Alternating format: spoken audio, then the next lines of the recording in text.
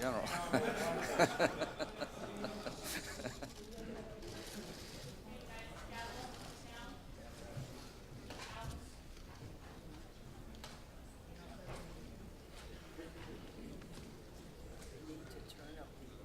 I know. Can you tell him?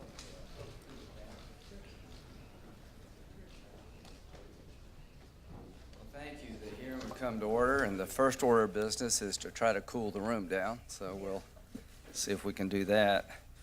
But the Attorney General will be testifying here in a bit about the Mueller report. And I want to thank him for coming to the committee and giving us an explanation as to the actions he took and why he took them regarding the Mueller report. And here's the good news. Here's the Mueller report. You can read it for yourself. It's about 400 and something pages. Can't say I've read it all, but I've read most of it. There's an unredacted version over in the classified section of the Senate, a room where you can go look at the unredacted version, and I did that, and I found it not to change anything in terms of an outcome. But a bit about the Mueller report. Who is Mueller? For those who may not know, I don't know where you've been, but you may not know, that Bob Mueller has a reputation in this town and throughout the country as being an outstanding lawyer and a man of the law. He was the FBI director. He was the Deputy Attorney General. He was in charge of the Criminal Division at the Department of Justice. He was a United States Marine, and he has served his country in a variety of circumstances, long and well. For those who took time to read the report, I think it was well written, very thorough. And let me tell you what went into this report. There were 19 lawyers employed, approximately 40 FBI agents, intel analysts, forensic accountants, and other staff, 2,800 subpoenas issued, 500 witnesses interviewed, 500 search warrants executed, more than 230 orders for communication records so records could be obtained, 13 requests to foreign governments for evidence, over $25 million spent over 2 years. We may not agree on much, but I hope we can agree that he had ample resources, took a lot of time, and talked to a lot of people. And you can read for yourself what he found. The Attorney General will tell us a bit about what his opinion of the report is. In terms of interacting with the White House turned over to Mr. Mueller 1.4 million documents and records, never asserted executive privilege one time. Over 20 White House staffers, including 8 from the White House counsel's office, were interviewed voluntarily. Don McGahn, chief counsel for the White House, was interviewed for over 30 hours. Everybody that they wanted to talk to from the Trump campaign on the ground, they were able to talk to. The president submitted himself to written interrogatories. So to the American people, Mr. Mueller was the right guy to do this job. I always believed that Attorney General Sessions was conflicted out because he was part of the campaign. He was the right guy with ample resources, and the cooperation he needed to find out what happened was given, in my view. But there were 2 campaigns in 2016, and we'll talk about the second one in a minute. So what have we learned from this report? After all this time and all this money, Mr. Mueller and his team concluded there was no collusion. I didn't know. Like many of you here, on the Republican side, we all agreed that Mr. Mueller should be allowed to do his job without interference. I joined with some colleagues on the other side to introduce legislation to protect the special counsel, that he could only be removed for cause. He was never removed. He was allowed to do his job.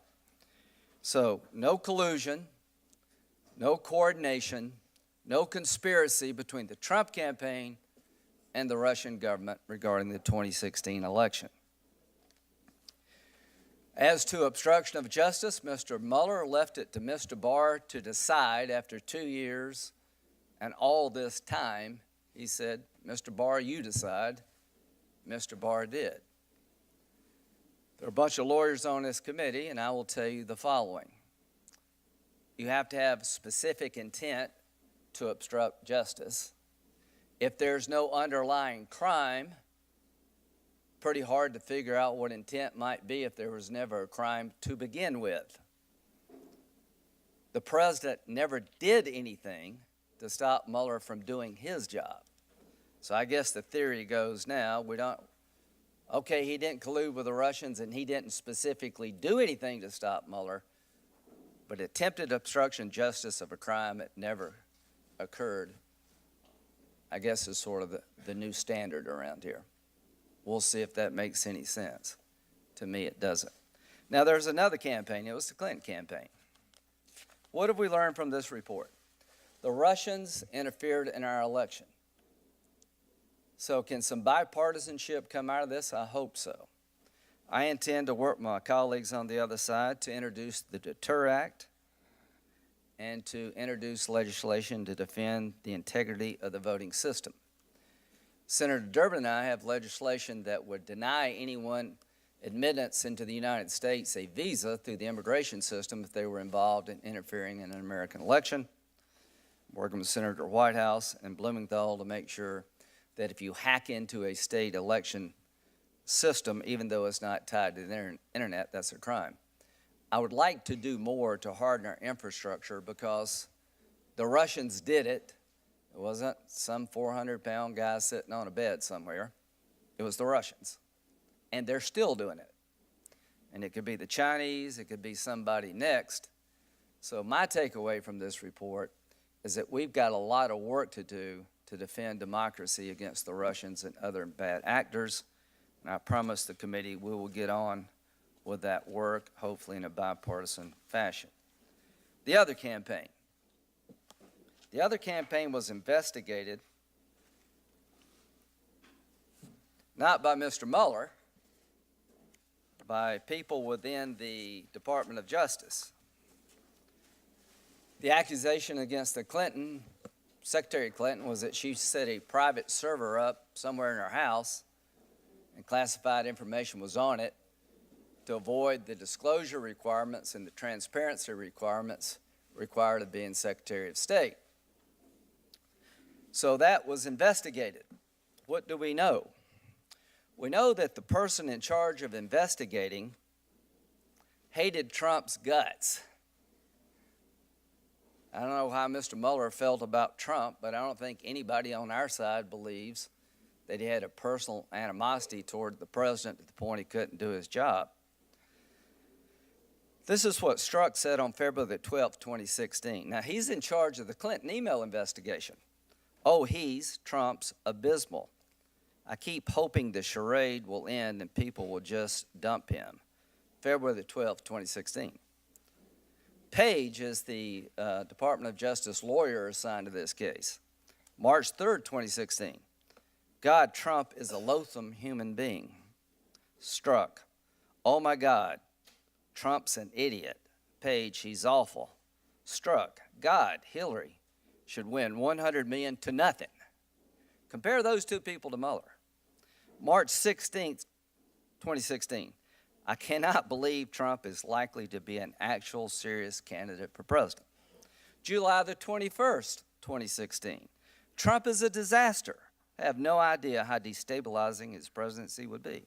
August the 8th, 2016. 3 days before Strzok was made deputy acting in charge of the counterintelligence division of the FBI. He's never going to become president, right? Page to Strzok. No, he won't. We'll stop him. These are the people investigating the Clinton email situation and start the counterintelligence investigation of the Trump campaign. Compare them to Mueller. August the 15th, 2016. Struck. I want to believe the path you threw out for consideration in Andy's office, that there's no way he gets elected, but I'm afraid we can't take that risk. It's like an insurance policy in the unlikely event you die before you're 40. August 26, 2016. Just went to the Southern Virginia Walmart. I could smell the Trump support. October the 19th, 2016. Trump is a fucking idiot. He's unable to provide a coherent answer. Sorry to the kids out there. These are the people that made a decision that Clinton didn't do anything wrong, and a counterintelligence investigation of the Trump campaign was warranted. We're going to, in a bipartisan way, I hope, deal with Russia. But when the Mueller report is put to bed, and it soon will be, this committee is going to look long and hard at how this all started. We're going to look at the FISA warrant process. Did Russia provide Christopher Steele the information about Trump that turned out to be garbage that was used to get a warrant on an American citizen? And if so, how did the system fail? Was there a real effort between Papadopoulos and anybody in Russia to use the Clinton emails stole by the Russians, or was that thought planted in his mind? I don't know, but we're going to look. And I can tell you this, if you change the names, y'all would want to look too. Everything I just said, just substitute Clinton for Trump. See what all these people with cameras would be saying out here about this. As to cooperation in the Clinton investigation, I told you what the Trump people did. I'll tell you a little bit about what the Clinton people did. There was a protective order for the server issued by the House, and there was a request by the State Department to preserve all the information on the server. Paul Gambetta, after having the protective order, used a software program called BleachBit to wipe this email server clean. Has anybody ever heard of Paul Gambetta? No. Under protective order from the House to preserve the information, under a request from the State Department to preserve the information on the server, he used a BleachBit program to wipe it clean. What happened to him? Nothing.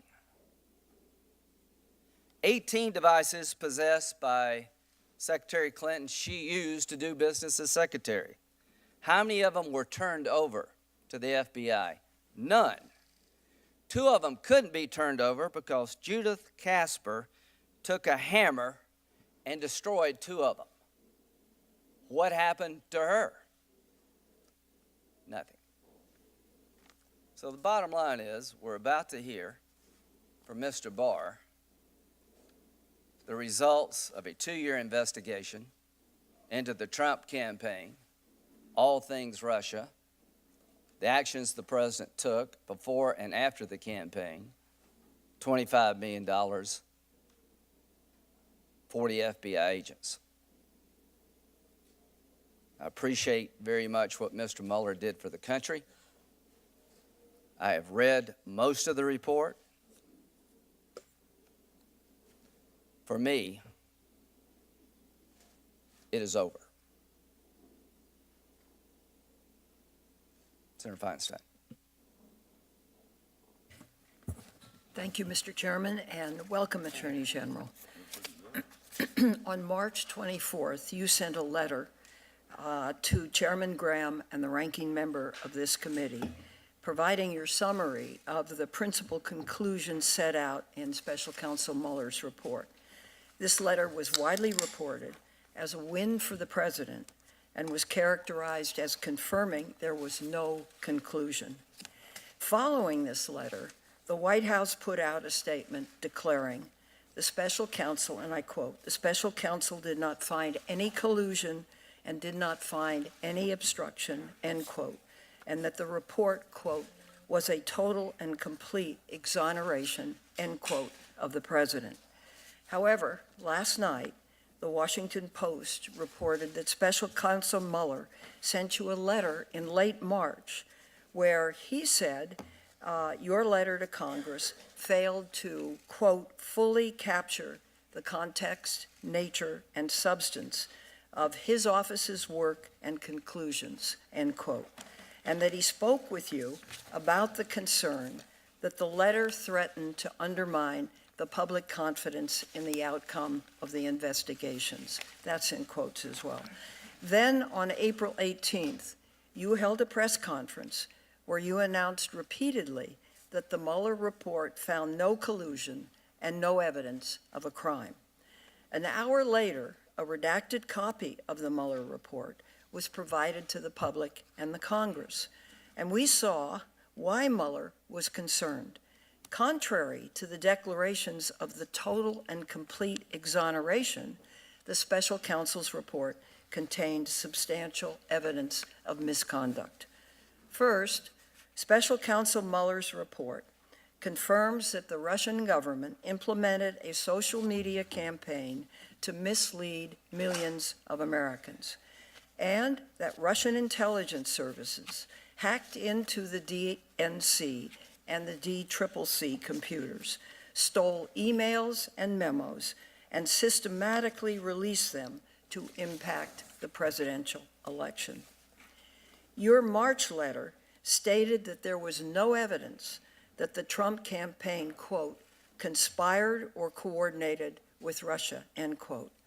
However, the report outlined substantial evidence that the Trump campaign welcomed, encouraged, and expected to benefit electorally from Russia's interference in the election. The Mueller report also details how time and time again the Trump campaign took steps to gain advantage from Russia's unlawful interference. For example, President Trump's campaign manager, Paul Manafort, passed internal campaign polling data, messaging, and strategy updates to Konstantin Kilimnik, a Russian national with ties to Russian intelligence. The Mueller report explains how Paul Manafort briefed Kilimnik in early August of 2016 on, and I quote, "the state of the Trump campaign and Manafort's plan to win the election," end quote, including the campaign's focus on the battleground states of Michigan, Wisconsin, Pennsylvania, and Minnesota. Next, the Mueller report documents the Trump campaign's communications regarding Secretary Clinton's and the DNC's stolen emails. Specifically, the report states, and I quote, "within approximately 5 hours of President Trump calling on Russia to find Secretary Clinton's emails, Russian intelligence agency GRU officers, quote, targeted for the first time Clinton's personal office," end quote. The Mueller report also reveals that President Trump repeatedly asked individuals affiliated with his campaign, including Michael Flynn, quote, to find the deleted Clinton emails, end quote. These efforts included suggestions to contact foreign intelligence services, Russian hackers, and individuals on the dark web. The report confirms that Trump knew of WikiLeaks releases of the stolen emails and received status updates about upcoming releases, while his campaign promoted coverage of the leaks. Donald Trump Jr. communicated directly with WikiLeaks and at its request publicly tweeted a link to emails stolen from Clinton's campaign manager. Second, in your March letter to Congress, you concluded, and I quote, that the evidence is not sufficient to establish that the president committed an obstruction of justice offense, end quote. However, Special Counsel Mueller methodically outlines 10 episodes, some continuing multiple actions by the president to mislead the American people and interfere with the investigations into Russian interference and obstruction. In one example, the president repeatedly called White House counsel Don McGahn at home and directed him to fire Mueller, saying, quote, "Mueller has to go. Call me back when you do it." Then later, the president repeatedly ordered McGahn to release a press statement and write a letter saying the president did not order Mueller fired. The Mueller report also outlines efforts by President Trump to influence witness testimony and deter cooperation with law enforcement. For example, the president's team communicated to witnesses that pardons would be available if they, quote, stayed on message, end quote, and remained, quote, on the team, end quote. In one case, the president sent messages through his personal lawyers to Paul Manafort that he would be taken care of and just, quote, sit tight, end quote. The president then publicly affirmed this communication by stating that Manafort was, quote, a brave man, end quote, for refusing to break. Similarly, the Mueller report stated the president used inducements in the form of positive messages in an effort to get Michael Cohen not to cooperate, and then turned to attacks and intimidation to deter the provision of information or undermine Cohen's credibility. Finally, while the March letter to Congress and the April press conference left the impression there were no remaining questions to examine, this report notes several limitations Mueller faced while gathering the facts that Congress needed to examine. More than once, the report documents that legal conclusions were not drawn because witnesses refused to answer questions or failed to recall the events. In addition, numerous witnesses, including but not limited to Jared Kushner, Sarah Sanders, Rudolph Giuliani, Michael Flynn, Steve Bannon, and John Kelly, all stated they could not recall events. The president himself said more than 30 times that he could not recall or remember enough to be able to answer written questions from the special counsel. The special counsel also recounted that, quote, some associated with the Trump campaign deleted relevant communications or communicated during the relevant period using applications that featured encryption or do not provide for long-term retention of data, end quote. Based on these gaps, the Mueller report concluded, and I quote again, the office cannot rule out the possibility that the unavailable information would have shed additional light on or cast a new light on events described in the report, end quote.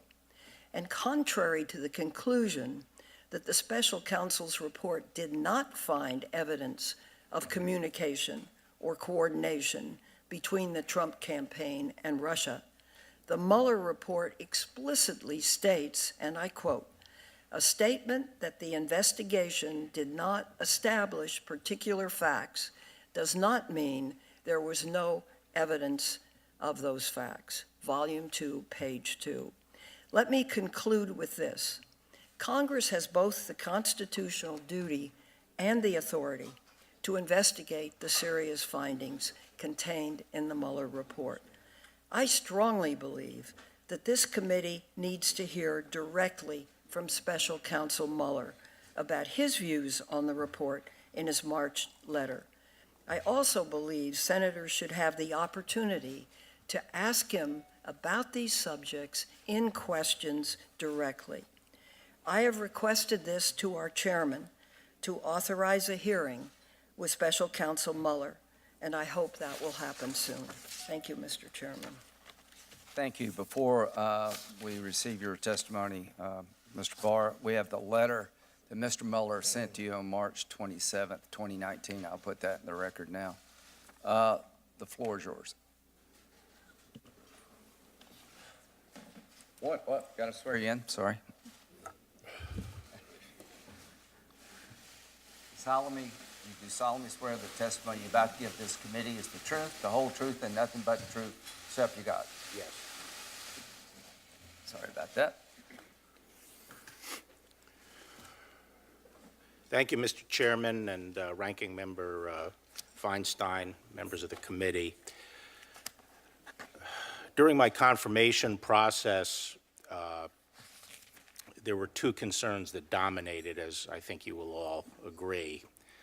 The first was whether I would in any way impede or curtail Special Counsel Mueller's investigation, and the second, whether I would make public his final report.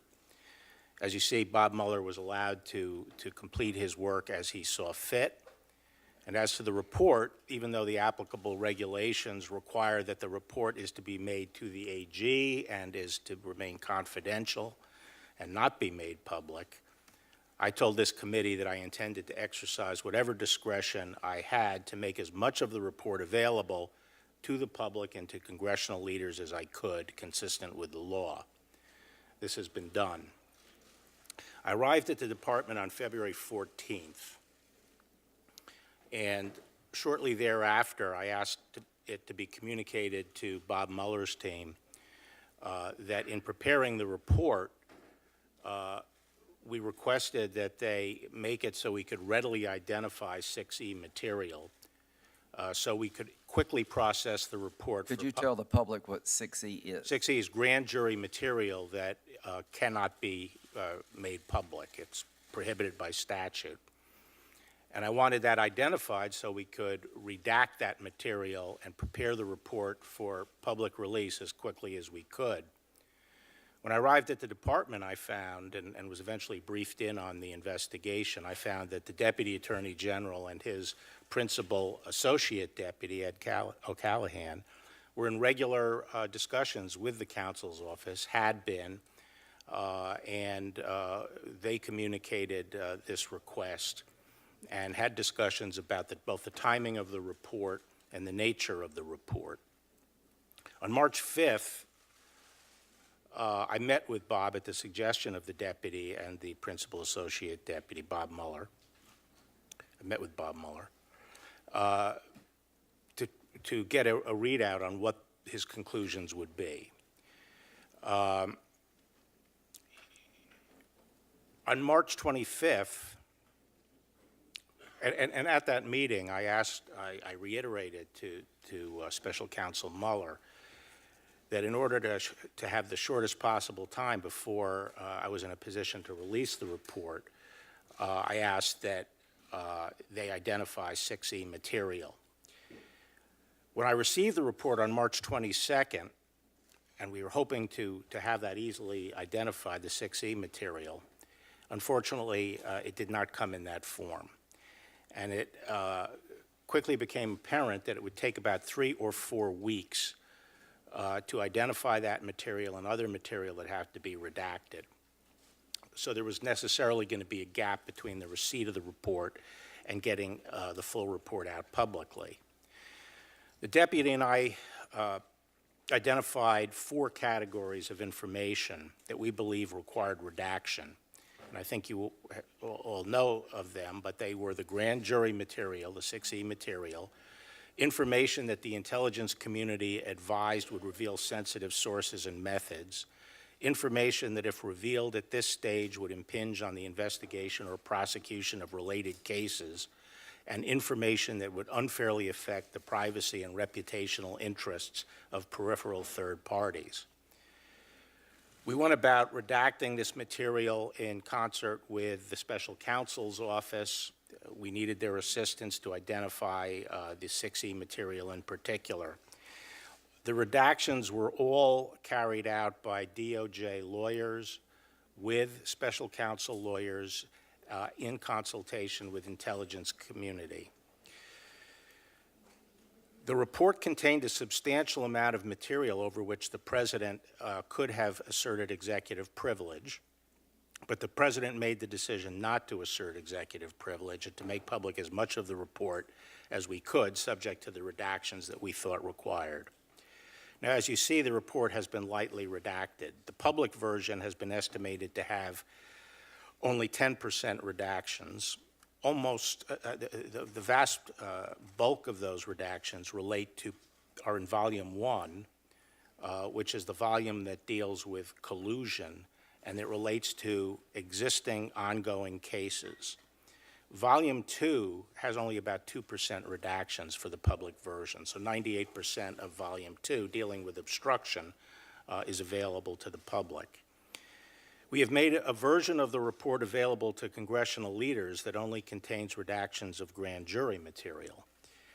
For this version, overall redactions are less than 2% for the whole report, and for Volume 2, dealing with obstruction, they are less than 0.1%. So given the limited nature of redactions, I believe that the publicly released report will allow every American to understand the results of the special counsel's work.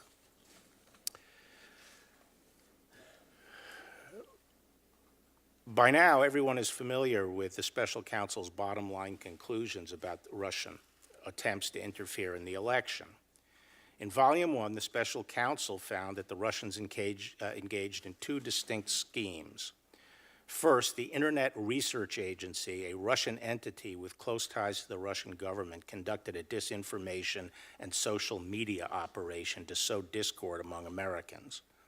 Second, the GRU, Russian military intelligence, hacked into computers and stole emails from individuals affiliated with the Democratic Party and Hillary Clinton's campaign.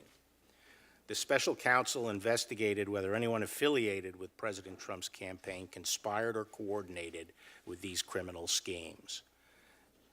They concluded that there was not sufficient evidence to establish that there had been any conspiracy or coordination with the Russian government or the IRA. As you know, Volume 2 of his report dealt with obstruction, and the special counsel considered whether certain actions of the president could amount to obstruction. He decided not to reach a conclusion. Instead, the report recounts 10 episodes and discusses potential legal theories for connecting the president's actions to elements of obstruction offenses. Now, we first heard that the special counsel's decision not to decide the obstruction issue at the March 5th meeting when he came over to the department, and we were frankly surprised that they were not going to reach a decision on obstruction. And we asked them a lot about the reasoning behind this and the basis for this. Special Counsel Mueller stated 3 times to us in that meeting in response to our questioning that he emphatically was not saying that but for the OLC opinion, he would have found obstruction. He said that in the future, the facts of a case against a president might be such that a special counsel would recommend abandoning the OLC opinion, but this is not such a case. We did not understand exactly why the special counsel was not reaching a decision. And when we pressed him on it, he said that his team was still formulating the explanation. Once we heard that the special counsel was not reaching a conclusion on obstruction, the deputy and I discussed and agreed that the department had to reach a decision. We had the responsibility to assess the evidence as set forth in the report and to make the judgment. I say this because the special counsel was appointed to carry out the investigative and prosecutorial functions of the department and to do it as part of the Department of Justice. The powers he was using, including the power of using a grand jury and using compulsory process, exist for that purpose, the function of the Department of Justice in this arena, which is to determine whether or not there has been criminal conduct. It's a binary decision. Is there enough evidence to show a crime? And do we believe a crime has been committed? We don't conduct criminal investigations just to collect information and put it out to the public. We do so to make a decision. And here we thought there was an additional reason, which is this was a very public investigation, and we had made clear that the results of the investigation were going to be made public. And the deputy and I felt that the evidence developed by the special counsel was not sufficient to establish that the president committed a crime, and therefore it would be irresponsible and unfair for the department to release a report without stating the department's conclusions, and thus leave it hanging as to whether the department considered there had been criminal conduct. So the Deputy Attorney General and I conducted a careful review of the report with our staffs and legal advisors. And while we disagreed with some of the legal theories and felt that many of the episodes discussed in the report would not constitute obstruction as a matter of law, we didn't rest our decision on that. We took each of the 10 episodes and we assessed them against the analytical framework that had been set forth by the special counsel, and we concluded that the evidence developed during the special counsel's investigation was not sufficient to establish that the president committed an obstruction of justice offense. Let me just talk a little bit about this March 24th letter and Bob Mueller's letter, I think, on the which I received on the 28th. When the report came in on the 22nd and we saw it was going to take a great deal of time to get it out to the public, I made the determination that we had to put out some information about the bottom line. The body politic was in a high state of agitation. There was massive interest in learning what the bottom line results of Bob Mueller's investigation was, particularly as to collusion. Former government officials were confidently predicting that the president and members of his family were going to be indicted. There were people suggesting that if it took any time to turn around the report and get it out, it would mean that the president was in legal jeopardy. So I didn't feel that it was in the public interest to allow this to go on for several weeks without saying anything. And so I decided to simply state what the bottom line conclusions were, which is what the department normally does, make a binary determination. Is there a crime or isn't there a crime? We prepared the letter for that purpose, to state the bottom line conclusions. We used the language from the report to state those bottom line conclusions. I analogize it to announcing after an extended trial what the verdict of the trial is, pending release of the full transcript.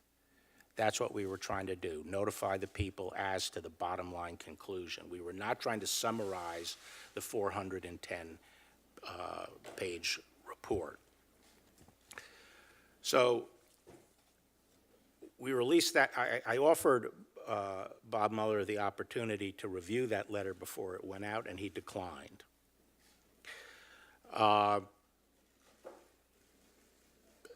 Thursday morning, I received, it probably was received at the department Wednesday night or evening, but on Thursday morning I received a letter from Bob, the letter that's just been put into the record. And I called Bob and said, you know, what's the issue here? And I asked him if he was suggesting that the March 24th letter was inaccurate, and he said no, but that the press reporting had been inaccurate, and that the press was reading too much into it. And I asked him, you know, specifically what his concern was, and he said that his concern focused on his explanation of why he did not reach a conclusion on obstruction, and he wanted more put out on that issue. He argued for putting out summaries of each volume, the executive summaries that had been written by his office, and if not that, then other material that focused on the issue of why he didn't reach the obstruction question. But he was very clear with me that he was not suggesting that we had misrepresented his report. I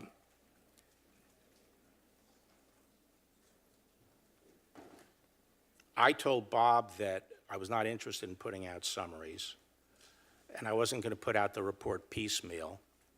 I wanted to get the whole report out, and I thought summaries, by very definition, regardless of who prepared them, would be under-inclusive, and we'd have sort of a series of different debates and public discord over each tranche of information that went out, and I wanted to get everything out at once, and we should start working on that.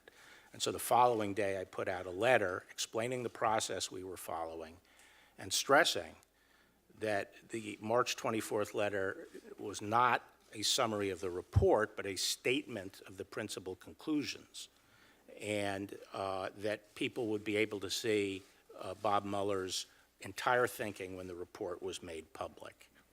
So I'll end my statement there, Mr. Chairman, and glad to take any questions. Thank you very much. As to the actual report itself, was there ever an occasion where you wanted something was redacted from the report that Mr. Mueller objected to? I wouldn't say objected to. My understanding is the categories were defined by me and the deputy.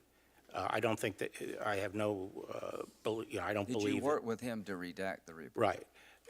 Those categories were executed by DOJ lawyers working with his lawyers. I think there were maybe a few judgment calls, very few, as to whether or not something as a prudential matter should be treated as a reputational interest or something. So there may have been some occasions of that, but as far as I'm aware. I understand it, you did not want to hurt somebody's reputation unless it really affected the outcome, is that correct? Right. So was there any disagreement about 6E material? Not that I'm aware of. Any disagreement about classified information? Not that I'm aware of. Okay. So the conclusions in your four-page summary, you think, accurately reflect his bottom line on collusion, is that correct? Yes. And you can read it for yourself if you got any doubt. As to obstruction of justice, were you surprised he was going to let you decide? Yes, I was surprised. I think the function he was carrying out, the investigative and prosecutive function, is performed for the purpose of making that How many people did he judgment. actually indict, do you know? I can't remember off the top of my head. It was a lot. Yeah.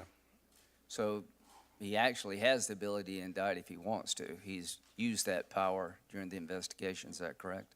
That's correct. And the other thing that was confusing to me is that the investigation carried on for a while as additional episodes were looked into, episodes Right. involving the president. And so my question is, or was, why were those investigated if at the end of the day you weren't going to reach a decision on them?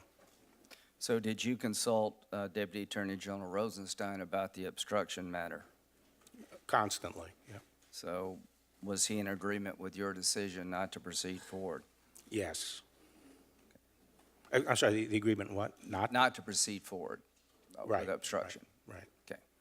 So very quickly, give us your reasoning why you think it would be inappropriate to proceed forward on obstruction of justice in this case. Well, generally speaking, an obstruction case typically has two aspects to it. One, there's usually an underlying criminality that's Let's stop right there. Yeah. Was there an underlying crime here? No, So Okay. usually there is. usually.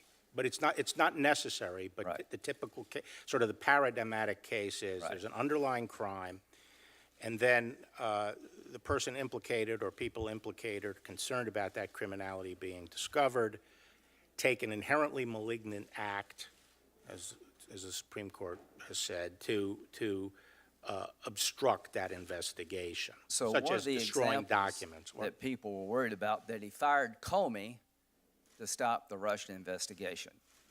That's one of the concerns people had. Well, let me tell you a little bit about Comey. I do not have confidence in him, Comey, any longer. That was Chuck Schumer, November the 2nd, 2016. I think he, Comey, should take a hard look at what he has done, and I think it would not be a bad thing for the American people if he did step down, Bernie Sanders, January the 15th, 2017, the president ought to fire Comey immediately, and he ought to initiate an investigation. That is Congressman Nadler, November the 14th, 2016. Did you have a problem with the way Comey handled the Clinton email investigation? Yes, I said so at the time. Okay. So, given the fact that a lot of people Comey should be fired, did you find that to be a persuasive act of obstructing justice? No. I think even the report at the end of the day came to the conclusion, if you read the analysis, that a reason that loomed large there for his termination was his refusal to tell the public what he was privately telling the president, which was that the president was not under investigation. As to where we go forward, as to how we go forward, would you recommend that this committee and every other committee of Congress do our best to harden our infrastructure against future Russian attacks? Absolutely, yes. Do you think Russia is still up to it? Yes. Do you think other countries may get involved in our elections in 2020? Yes. So you would support an effort by Congress working with the administration to harden our electoral infrastructure? Yes. Is that one of the takeaways of the Mueller report? Yes. Do you share my concerns about the FISA warrant process? Yes. Do you share my concerns about the counterintelligence investigation, how it was opened and why it was opened? Yes. Do you share my concerns that the lack of professionalism in the Clinton email investigation is something we should all look at? Yes. Do you expect to change your mind about the bottom line conclusions of the Mueller report? No. Do you know Bob Mueller? Yes. Do you trust him? Yes. How long have you known him? 30 years roughly. You think he had the time he needed? Yes. You think he had the money he needed? Yes. You think he had the resources he needed? Yes. Do you think he did a thorough job? Yes, and I think he feels he did a thorough job and had adequate evidence to make the calls. Do you think the president's campaign in 2016 was thoroughly looked at in terms of whether or not they colluded with the Russians? Yes. And the answer is no, according to Bob Mueller. That's right. He couldn't decide about obstruction. You did. Is that correct? That's right. You feel good about your decision? Absolutely. Thank you very much.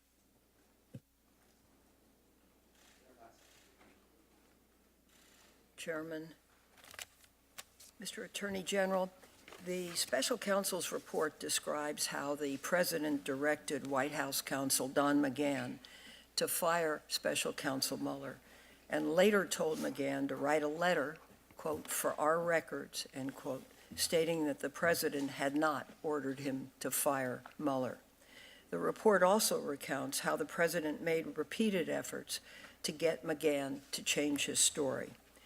Knowing that McGahn believed the president's version of events was false, the special counsel found, and I quote, substantial evidence, end quote, that the president tried to change McGahn's account in order to prevent further scrutiny of the president towards the investigation.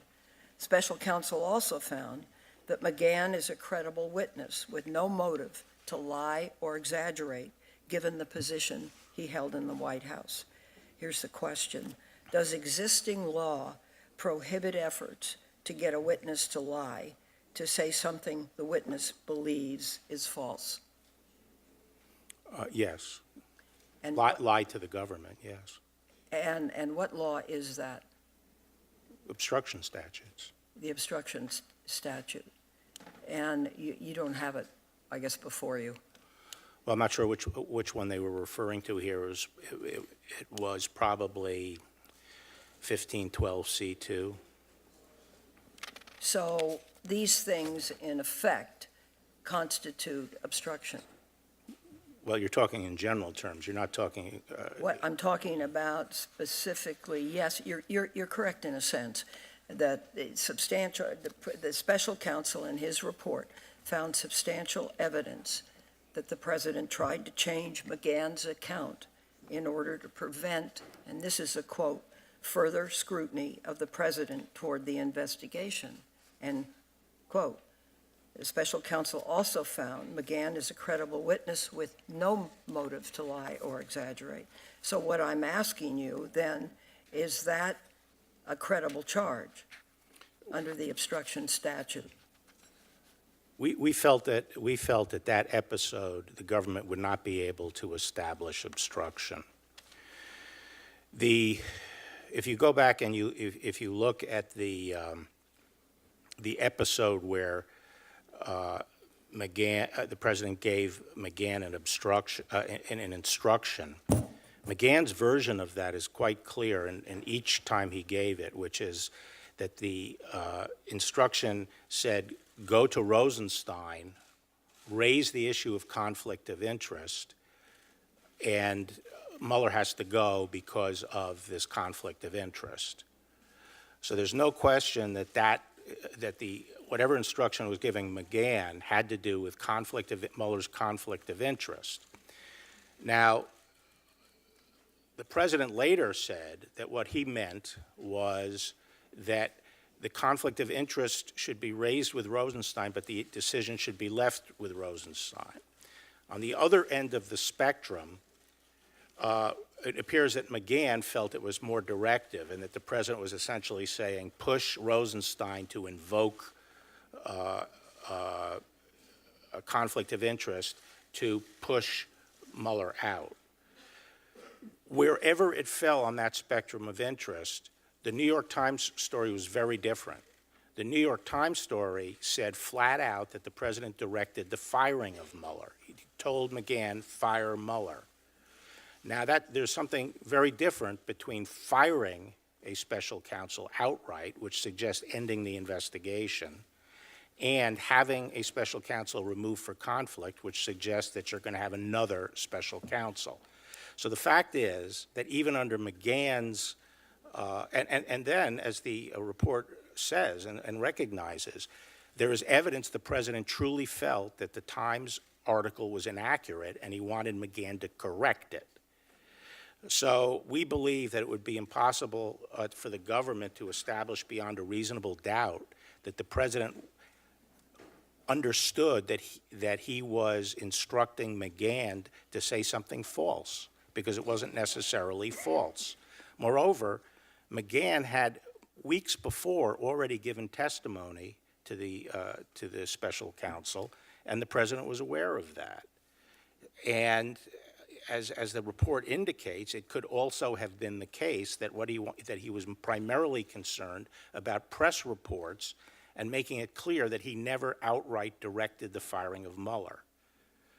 So in terms of the request to ask McGahn to memorialize that fact, we do not think in this case that the government could show corrupt intent beyond a reasonable doubt. Just to finish this, but you still have a situation where a president essentially tries to change the lawyer's account in order to prevent further criticism of himself. Well, that's not a crime. So you can, in this situation, instruct someone to lie? No, it has to be, well, to be obstruction of justice, the lie has to be tied to impairing the evidence in a particular proceeding. McGahn had already given his evidence, and I think it would be plausible that the purpose of McGahn memorializing what the president was asking was to make the record that the president never directed him to fire. And there is a distinction between saying to someone, go fire him, go fire Mueller, and saying, have him removed based on conflict. And what would They have different results. what would that conflict be? Well, the difference between them is if you remove someone for a conflict of interest, then there would be presumably another person appointed. Yeah, but wouldn't you have to have it in this kind of situation, an identifiable conflict that made sense, or else doesn't it just become a fabrication? Well, now we're going to shift from the issue of writing the memo or somehow putting out a release later on, and the issue of the actual direction to McGahn. So the question on the direction to McGahn has a number of different levels to it. And first, as a matter of law, I think the department's position would be that the president can direct the termination or the replacement of a special counsel. And as a matter of law, the obstruction statute does not reach that conduct. Putting that aside, the next question would be, even if it reached the conduct, could you here establish corrupt intent beyond a reasonable doubt? What makes this case very interesting is that when you take away the fact that there were no underlying criminal conduct, and you take away the fact that there was no inherently malign obstructive act, that is, the president was carrying out his constitutional duties. The question is, what is the impact of taking away the underlying crime?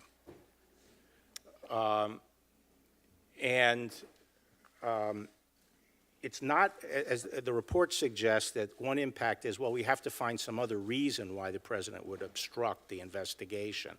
But there's another impact, which is, if the president is being falsely accused, which the evidence now suggests that the accusations against him were false, and he knew they were false, and he felt that this investigation was unfair, propelled by his political opponents, and was hampering his ability to govern, that is not a corrupt motive for replacing an independent counsel. So that's another reason that we would say that the government would have difficulty proving this beyond a reasonable doubt. My time is, thank you. Senator Grass. Senator Johnson and I wrote you about text messages between Peter Strzok and Lisa Page that appear to show the FBI may have tried to use counterintelligence briefings for the Trump transition team as intelligence gathering operations. I hope you'll commit to answering the letter in writing, but also providing committees the requested briefing. That's my question. Yes, Senator. Have you already tasked any staff to look into whether spying by the FBI and other agencies on the Trump campaign was properly predicated? And can Congress expect a formal report on your findings? Yes, I do have people in the department helping me review the activities over the summer of 2016. Okay. I suppose it depends on what conclusions you come to, but is there any reason why Congress wouldn't be briefed on your conclusions? It's a little early for me to commit completely, but I envision some kind of reporting at the end of this. The Clinton campaign and the Democrat National Committee hired Fusion GPS to do opposition research against candidate Trump. Fusion GPS then hired Christopher Steele, former British intelligence officer, to compile what we all know as the Steele dossier that reportedly used Russian government sources for information. The Steele dossier was central to the now debunked collusion narrative. Now, here's the irony. The Mueller report spent millions investigating and found no collusion between Trump campaign and Russia. But the Democrats paid for a document created by a foreign national with reported foreign government sources. Not Trump, but the Democrats. That's the definition of collusion. Despite the central status of the Steele dossier to the collusion narrative, the Mueller report failed to analyze whether the dossier was filled with disinformation to mislead U.S. intelligence agencies and the FBI. My question, Mueller spent over 2 years, $30 million investigating Russian interference in the election. In order for a full accounting of Russian interference attempts, shouldn't the special counsel have considered on whether the Steele dossier was part of a Russian disinformation and interference campaign? I don't, you know, Special Counsel Mueller has put out his report, and I have not yet had anyone go through the full scope of his investigation to determine whether he did address or look at all into those issues. One of the things I'm doing in my review is to try to assemble all the existing information out there about it, not only from Hill investigations and the OIG, but also to see what the special counsel looked into. So I really couldn't say what he actually looked into. But you think, in other words, if you had looked at all that information right now, you're telling me you could have said yes or no to my question? If I had looked at it. Yeah. And you're going to Yes. attempt to find Yes. some of this information if Yes. it's available. Yes. Similarly, shouldn't the special counsel have looked into the origins of the FBI's investigation into alleged collusion between the Trump campaign and Russia? The origins of that narrative? Yes. I don't know if he viewed his charter that broadly, and I don't know whether he did or not. That's something that I am reviewing, and again, we'll look at whatever the special counsel has developed on that. Yeah. In volume 2 of the report, the special counsel declined to make a traditional prosecutorial decision. Instead, the special counsel laid out 200 or so pages relating to a potential obstruction analysis and then dumped that on your desk. In your press conference, you said that you asked the special counsel whether he would have made a charging decision or recommended charges on obstruction, but for the Office of Legal Counsel's opinion on charging sitting presidents, and that the special counsel made clear that was not the case. So, Mr. Barr, is that an accurate description of your conversation with the special counsel? Yes, he reiterated several times in a group meeting that he was not saying that but for the OLC opinion, he would have found obstruction. If the special counsel found facts sufficient to constitute obstruction of justice, would he have stated that finding? If he had found that, then I think he would state it, yes. Okay. Was it special counsel Mueller's responsibility to make a charging recommendation? I think the Deputy Attorney General and I thought it was, but not just charging, but to determine whether or not conduct was criminal. The president would be charged, could not be charged as long as he was in office. Do you agree with the reasons that he offered for not making a decision in volume 2 of his report, and why or why not? I'm not really sure of his reasoning. I really could not recapitulate his analysis, which is one of the reasons in my March 24th letter, I simply stated the fact that he did not reach a conclusion, didn't try to put words in his mouth. I think that if he felt that he shouldn't go down the path of making a traditional prosecutive decision, then he shouldn't have investigated. That was the time to pull up. Okay. There have been a number of leaks coming out of the Justice Department and FBI during high-profile investigations. The Inspector General found that during the department's investigation of Hillary Clinton for mishandling highly classified information, there was a culture of unauthorized media contacts. During the Russian investigation, the leaks continued. Leaks undermined the ability of investigators to investigate. Further leaks to the papers while Congress's questions to the department go unanswered is unacceptable. Why? What are you doing to investigate unauthorized media contacts by the department and FBI officials during the Russian investigation? We have multiple criminal leak investigations underway.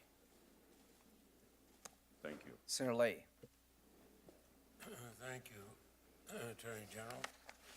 I'm somewhat troubled by your testimony here and in the other body. You appeared before the House Appropriations on April 9th.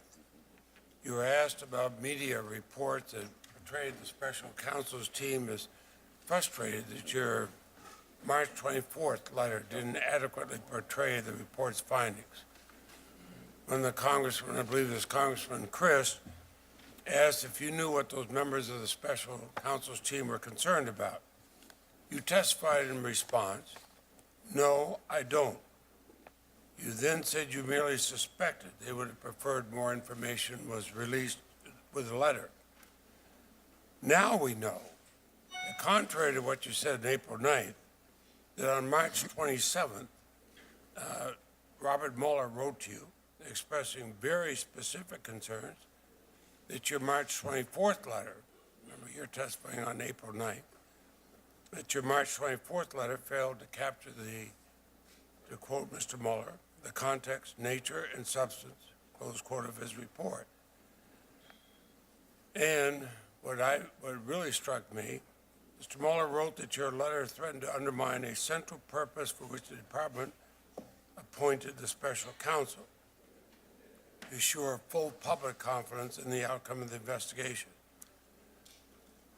Why did you testify on April 9th that you didn't know the concerns being expressed by Mueller's team, when in fact you had heard those concerns directly from Mr. Mueller 2 weeks before? Well, as I said, I talked directly to Bob Mueller about his letter to me and specifically asked him, what exactly are your concerns? Are you saying that the March 24th letter was misleading or inaccurate, or what?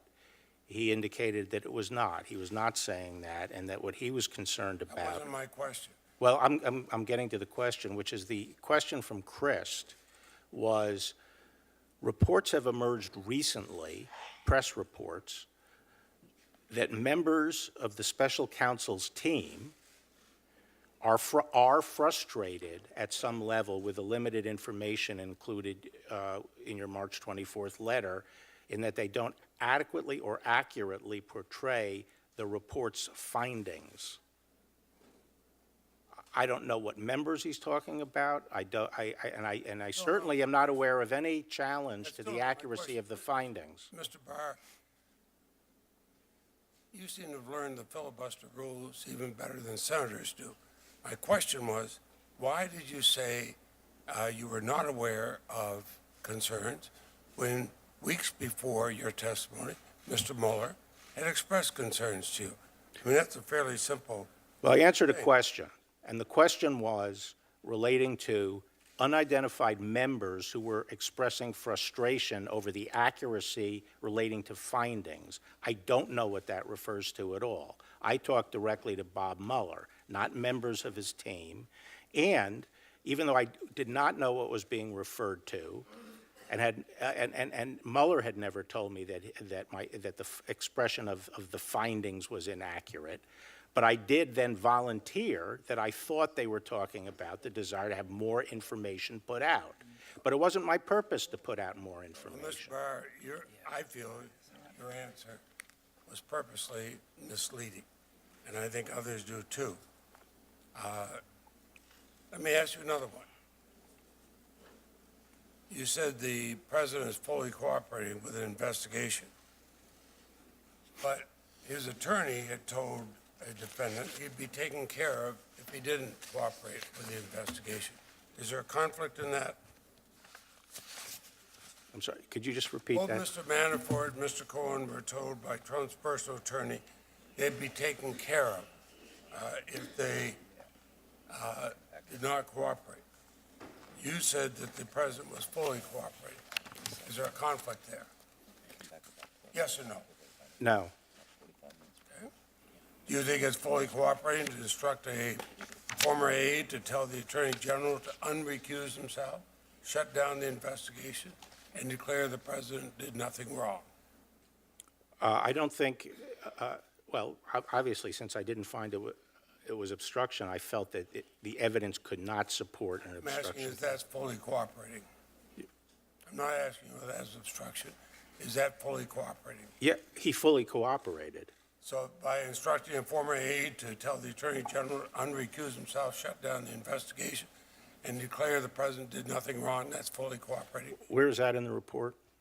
That is on Volume 2, page 5. On June 19, 2017, the president dictated a message for Lewandowski to deliver to Sessions. The message said the Sessions should publicly announce that notwithstanding his recusal from the Russian investigation, the investigation is very unfair to the president. The president did nothing wrong. Right. Okay, That's so, cooperating? well, firstly, asking Sessions to unrecuse himself, we do not think is And to obstruction. declare the president did nothing wrong. I'm not asking you if it's obstruction. Is it fully cooperating? Well, I don't know if that declares the president did nothing wrong, although the president, in terms of collusion, did nothing wrong. Isn't that correct? Well, collusion is not a crime. It's the obstructing. But is that fully cooperating to say that? Well, I don't see any conflict between that and fully cooperating with the investigation. The president, of course, declared many times publicly in tweets and at campaign rallies and all that he would testify fully, but he never did testify, correct? As far as I know. Well, I think you know whether he testified or As not. far as I know, he didn't testify. And Mr. Mueller found the written answers to be inadequate. Is that correct? I think he wanted additional, but he never sought it. And the president never testified. Well, he never pushed it. The president never testified. Does the fact that Mr. Mueller found the Trump campaign was receptive to some of the offers of assistance from Russia, or the fact that the Trump campaign never reported any of this to the FBI, does that trouble you? What would they report to the FBI? That they were receptive to offers of assistance from Russia? What do you mean by receptive?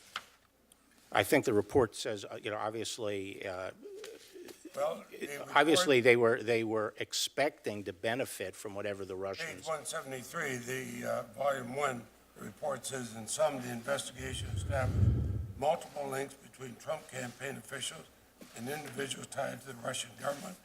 Those links included Russian offers of assistance to the campaign, and in some instances, the campaign was receptive to the offer, whereas others, they were not. Well, That doesn't bother you at all? well, I have to understand exactly what that refers to, what communications that referred to. Well, you have the report, and I just gave you the page for the report. And I know my time is up, and I'm making the chairman nervous. No, just very well done. Senator Cornyn. General Barr, the chairman has pointed out that after the Hillary Clinton email investigation, there were a number at Mr. Comey's press conference, I think it was July the 5th, roughly 2016, there were a number of prominent Democratic members of the Senate who said that Comey should resign or be fired. I believe you said that you've concluded as a matter of law that the president, as the head of the executive branch of government, has the right to fire executive branch employees. Is that correct? That's right. In this case, the president was relying, at least in part, on a recommendation by the Deputy Attorney General, Rod Rosenstein, arising out of Rod Rosenstein's critique of Mr. Comey's conduct in holding that press conference, releasing derogatory information about Secretary Clinton, but then announcing that no reasonable prosecutor would bring charges against her. Is that right? That's right.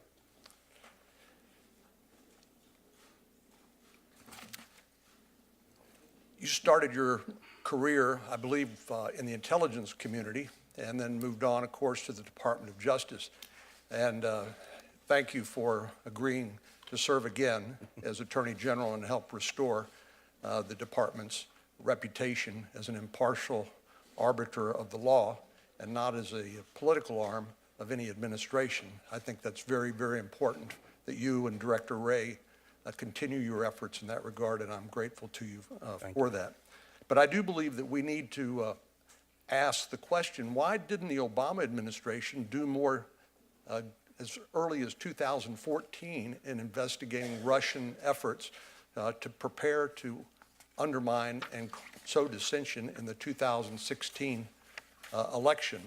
Mr. Mueller's report does document that the Russian government, through their intelligence agencies and their internet research, or IRA, I think it's called, began as early as 2014, began their efforts to do so, and we know they met with some success. Is it any surprise to you, based on your experience, that the Russians would try to do everything they can to sow dissension in American political life, including in our elections? No, not at all. I mean, I think the internet creates a lot more opportunities to have to have that kind of covert effect on American body politics. So it's getting more and more dangerous. But the Russians have been at this for a long time in various different ways. But the point you made about Bob Mueller's efforts on IRA, that's one of the things that struck me about the report. I think it's very impressive work that they did in moving quickly to get into the IRA, and also the GRU folks. And I was thinking to myself, if that had been done in 2000, starting in the beginning of 2016, we would have been a lot further along. For example, we've heard a lot about the Steele dossier. Mr. Steele, of course, is a former British intelligence officer hired to do opposition research by the Hillary Clinton campaign on her political adversaries, including President Trump or candidate Trump at that time.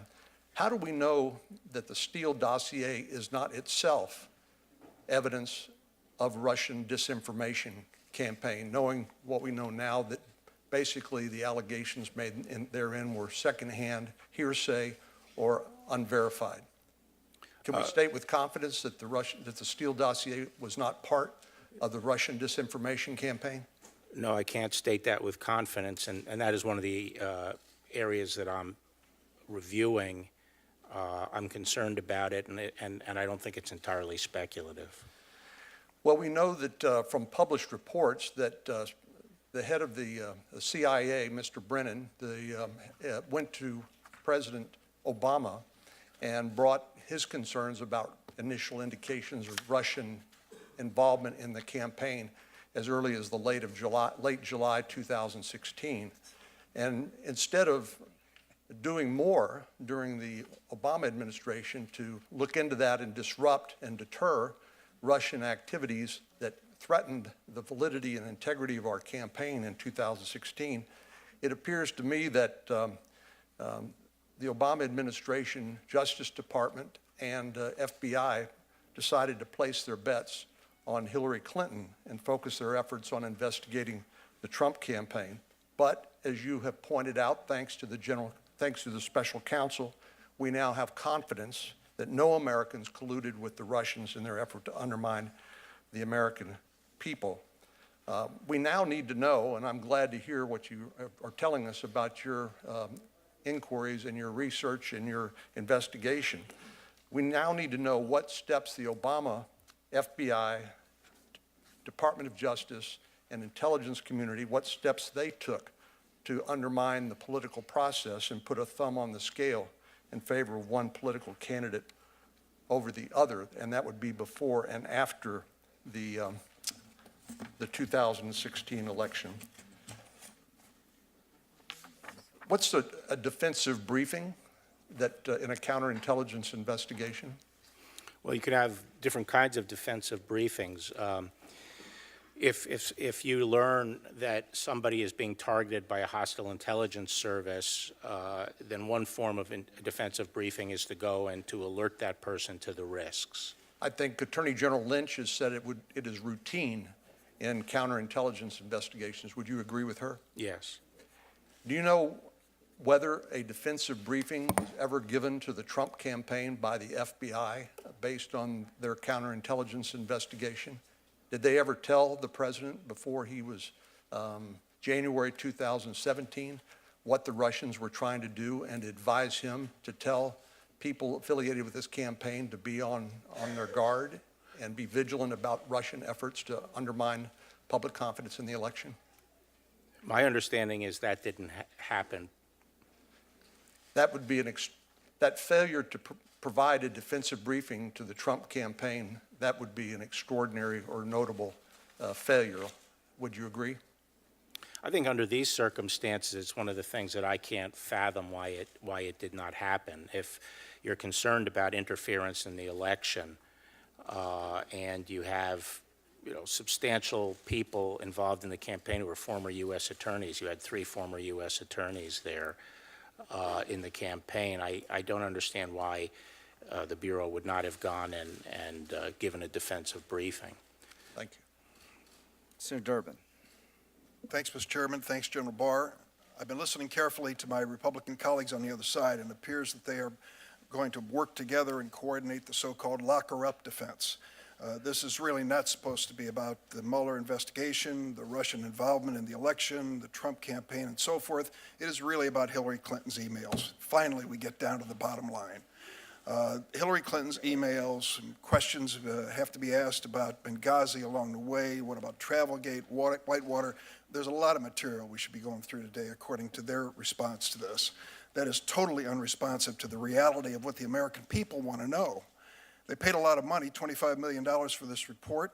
I respect Mr. Mueller and believe he came up with a sound report, though I don't agree with all of it. But I find, General Barr, that some of the things that you've engaged in really leave me wondering what you believe your role as Attorney General is when it comes to something like this. Listen to what, since it's put in the record, let me read it. Listen to what you received in a letter on March 27th from Bob Mueller. The summary letter the department sent to Congress and released to public late in the afternoon, March 24th, did not fully capture the context, nature, and substance of the office's work and conclusions. We communicated that concern to the department on the morning of March 25th. There is now public confusion about critical aspects of the results of our investigation. This threatens to undermine a central purpose for which the department appointed the special counsel, to assure full public confidence in the outcome of the investigations. I cannot imagine that you received that letter on March 24th and could not answer Congressman Crist directly when he asked you whether there were concerns about representations being made on these findings by the people working for Bob Mueller. You said, no, I don't know, after you received this letter. What am I missing? Well, as I explained to Senator Leahy, I talked directly to Bob, and Bob told me that he did not have objections to the accuracy. Attorneys don't put things in writing unless they're pretty serious about them. There's an old rule in politics: a good politician doesn't write a letter and doesn't throw one away. Okay. So I've got to ask you, if he puts it in writing of his concerns or your representations on March 24th, you couldn't recall that when Congressman Crist asked you that question a few days later? No, I'm saying that this was the March 24th letter stated that Bob Mueller did not reach a conclusion on obstruction. And it had the language in there about not exonerating the president. My view of events was that there was a lot of criticism of the special counsel for the ensuing few days. And on Thursday, I got this letter. And when I talked to the special counsel about the letter, my understanding was his concern was not the accuracy of the statement of the findings in my letter, but that he wanted more out there to provide additional context to explain his reasoning on why he didn't reach a decision on obstruction. I'll just say this, Mr. Barr. If you received a letter from Bob Mueller a few days after your March 24th letter, it was clear he had some genuine concerns about what you had said and done to that point. Can we move to another topic? Yeah, his concerns was he wanted more out. And I would analogize it to this. After a months-long trial, if I wanted to go out and get out to the public what the verdict was, pending preparation of the full transcript, and I'm out there saying, here's the verdict, and the prosecutor comes up and taps me on the shoulder and says, well, the verdict doesn't really fully capture all my work. How about that great cross-examination I did? Or how about that third day of trial where I did that? This doesn't capture everything. My answer to that is I'm not trying to capture everything. I'm just trying to state the verdict. No, you just absolutely used the word summarize, though, in your letter. Summarize the principal conclusions. Principal conclusions, which most people would view as a summary. But let me move to another topic, if I can, for a minute.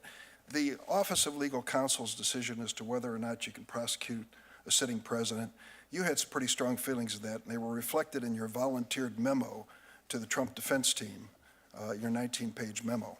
Did I discuss that? You certainly discussed whether or not a president should cooperate with an investigation. You said at one point in summarizing the findings of Mueller that the White House fully cooperated. We know for a fact, and you've stated already, the president never submitted himself to what was characterized as a vital interview, an actual sit-down interview under oath, not once, and that his questions that were answered some 30 times, his memory failed him. So to say the White House fully cooperated that, I think, is a generous conclusion. On this Office of Legal Counsel, I would refer you to this volume 2 of the Mueller report, and on page 1, he talks about the whole issue of whether or not he was in any way restricted and what he could conclude because of the outstanding Office of Legal Counsel opinion on the liability of a sitting president. You dismissed that in your opening statement and said we asked him 2 or 3 times. He said that had nothing to do with it. Well, how do you explain on the first page of Volume 2 that he says it had a lot to do with it? It's a reason he couldn't reach a binary conclusion on obstruction of justice. Well, no, it was a prudential reason. One of the backdrop factors that he cited as influencing his prudential judgment that he should not reach a decision, which is different than citing the OLC, saying that but for the OLC opinion, I would indict. I'm just going to stand by what he has written, and I ask others to read it as well. The last point I want to make is about Don McGahn. If you read the section here, pages 113 to 120, on Don McGahn's experience, the president wanted him to state publicly that the New York Times article was untrue, that he had not asked McGahn to fire the special counsel. McGahn refused, and there's some speculation as to whether he risked being dismissed or even resigning over this issue. And for you to suggest that this was some sort of a kabuki dance with Rob Rosenstein, I think the president's intent here was very clear. He wanted this to end. He told Lester Holt, going back to the issue that was raised by the chairman earlier here, the reason to get rid of Comey is because of the Russian investigation. I mean, over and over again, this president was very explicit, and it certainly is very expository in his style. So I don't understand. Let me ask you this. In conclusion, my time is up. Do you have any objections? Can you think of an objection of why Don McGahn shouldn't come and testify before this committee about his experience? Yes, I mean, I think that he's a close advisor to the president. Never, and the president never exerted executive privilege. Excuse me? He may have already waived his. No, we haven't waived executive privilege. Well, at this point, do you believe, you're saying Don, what about Bob Mueller? Should he be allowed to testify before this? I've already said publicly, I have no objection to him. And Don McGahn, should he be allowed to testify? Well, that's a call for the president to make. Well, he's a private citizen at this point, as I understand. Well, I assume he'd be testifying about privileged matters. Well, I would hope that we could get to the bottom of this with actual testimony of witnesses after we've taken another close look to Hillary Clinton's emails. Thank you. We might do that. Senator Lee. In his classic dissent in Morrison v. Olson, Justice Scalia remarked that nothing is so politically effective as the ability to charge that one's opponent and his associates are not merely wrong-headed, naive, and ineffective, but in all probability crooks. And nothing so effectively gives an appearance of validity to such charges as a Justice Department investigation. That observation has, I think, been borne out time and time again over the past 2 years. Time and time again, the president's political adversaries have exploited the Mueller probe, its mere existence, to spread baseless innuendo in an effort to undermine the legitimacy of the 2016 election and the effectiveness of this administration. For example, on January 25th, 2019, Speaker Nancy Pelosi asked, what does Putin have on the president politically, personally, or financially? Mr. Attorney General, is there any evidence to suggest that Vladimir Putin, quote unquote, has something on President Trump? None that I'm aware of. On February 20th, 2019, former FBI Deputy Director Andrew McCabe said on national television to the entire nation that he thinks it's possible that Donald Trump is a Russian agent. Mr. Attorney General, is there any evidence that you're aware of that suggests even remotely that President Trump is a Russian agent? None that I'm aware of. Representative Eric Swalwell has repeatedly claimed that Donald Trump, quote, acts on Russia's behalf. Attorney General Barr, is there anything you're aware of to back that up by way of evidence? That the president acts on Russia's behalf? None that I'm aware of. So basically we've heard over and over again on national TV, in committee hearings, on the House and Senate floor, and in the media. And we've heard about the president's alleged collusion with Russia. But what we have heard is as baseless as any conspiracy theory that we've seen in politics, any that I can think of. The only difference here is that the purveyors of this conspiracy were, in many cases, prominent members of the opposition party. That's concerning.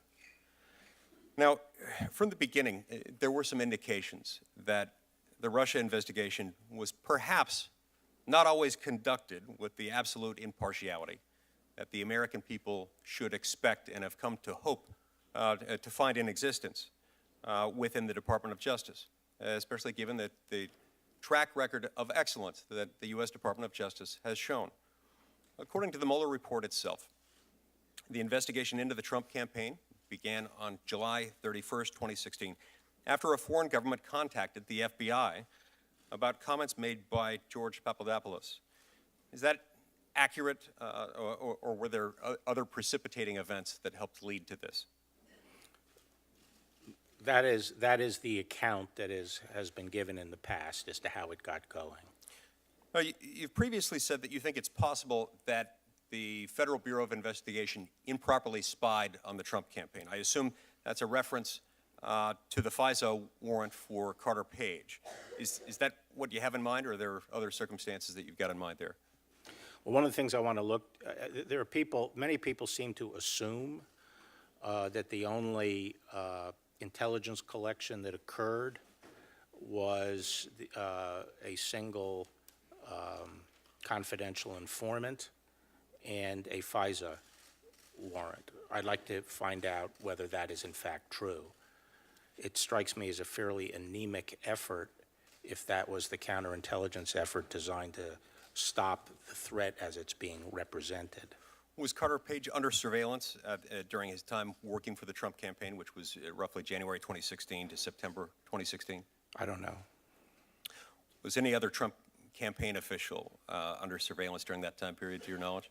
Well, these are the things that I need to look at. And I have to say that, as I've said before, you know, the extent that there was any overreach, I believe it was a few people in the upper echelons of the Bureau and perhaps the department.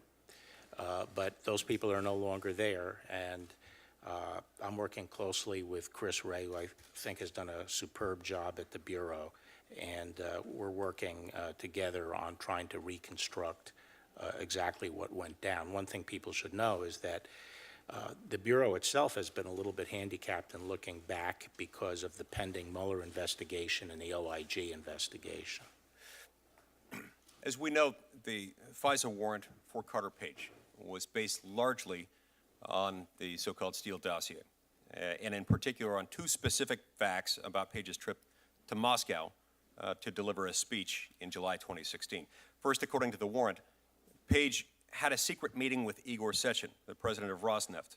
Does the Mueller report confirm that Page met with Sechin?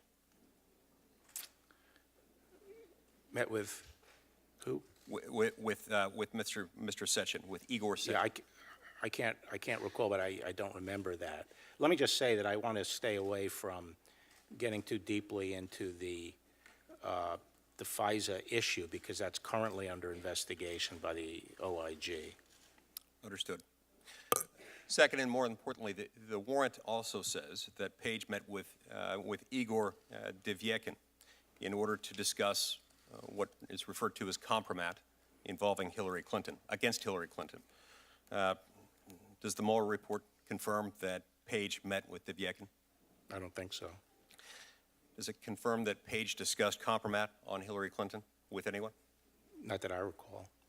So since the main evidentiary support for the warrant has been discussed by the Mueller report, which is sort of the gold standard of what we're discussing here, I'm glad that you're looking into it. I'd encourage you to look into why the FBI relied on this false information. And I hope you'll share the results. The public obviously has a right to know what happened here. The U.S. Department of Justice, the Federal Bureau of Investigation have a long history, and a long history of success that has been based on respect. They deserve to understand that there's not so much power that's been concentrated in that one agency, that the outcome of an investigation can depend on the whims of who might be assigned to it. They have a right not to believe that a particular investigation might be struck and paged, might not be tarmacked, might not be influenced by an improper consideration, politically or otherwise. Thank you, Mr. Attorney General. Senator Whitehouse, I'm told we're going to have two votes beginning at 11:45. We'll do Senator Whitehouse, and why don't we just come back an hour later? We'll break for an hour and do the votes and have lunch. Senator Whitehouse. Thank you, Chairman. Attorney General, you had a conversation with Chairman Graham earlier this morning in which you described the importance of, to use Chairman Graham's words, hardening our electoral infrastructure against foreign election interference. I ask you, is anonymous election funding an avenue for possible foreign election influence and interference? Yes. Let's turn to the March 27th letter, which you received and read March 28th, the Mueller letter, correct? Yes. When did you have the conversation with Bob Mueller about that letter that you've referenced? I think it was on the 28th. Same day that you read it? When did you first learn of the New York Times and Washington Post stories that would make the existence of this letter public, the ones that came out last night? I think it could have been yesterday, but I'm not sure. When they contacted you to ask for any comment? They didn't contact me. Contacted DOJ to ask for any comment? I can't actually remember how it came up, but someone mentioned it. So you, at some point, you knew that the Mueller letter was going to become public, and that was probably yesterday. I think so. Okay. When did you decide to make that letter available to us in Congress? This morning.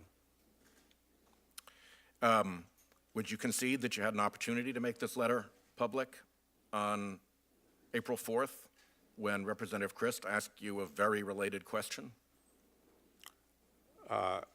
I don't know what you mean by related question. It seems to me to be a very different question. I can't even follow that down the road. I mean, boy, that's some masterful hair splitting. The letter references enclosed documents and enclosed materials, right?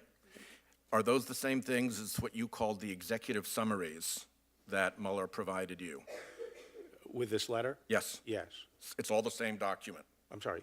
What's When you all- talk about the executive summaries that Mueller provided you, they are the documents that were the enclosed documents with that letter, which we have not been provided. I think they were. The, We have been provided them. They're in the report. They're the summaries in the report. it's the language of the report in the report? There is nothing else that he provided you then? I think that's what he provided. Okay. If there is anything else, will you provide it to us? If it's different in any form, it's odd to be given a letter without the attachments to it when the I attachments think are I referenced think in they the were the letter. redacted versions of the We get that? executive summaries that are embedded in the report. Will we get that, just to be sure? Sure. Great, thank you. You agree that none of that material was either Grand Jury 6E or presented a risk to intelligence sources and methods or would interfere or compromise ongoing investigation or were affected by executive privilege. There were redactions made in the executive summaries. But as I said, I wasn't interested in putting out summaries, period. Well, you know, And frankly- this is another hair-splitting exercise because Bob Mueller, who I think we all agree is fairly credible, actually described your letter as a summary. So you can say it wasn't a summary, but Mueller said it was a summary. And I don't think I wasn't interested in summarizing the whole report. As I say, I was stating the bottom line conclusions of the report.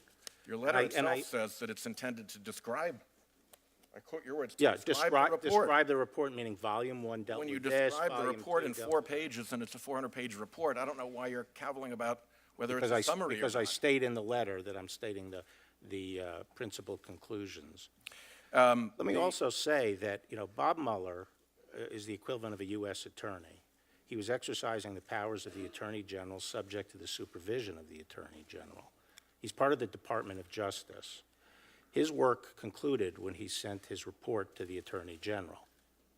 At that point, it was my baby, and I was making a decision as to whether or not to make it public, and I effectively overrode the regulations, used discretion to lean as far forward as I could to make that public. And it was my decision how and when to make it public, not Bob Mueller's.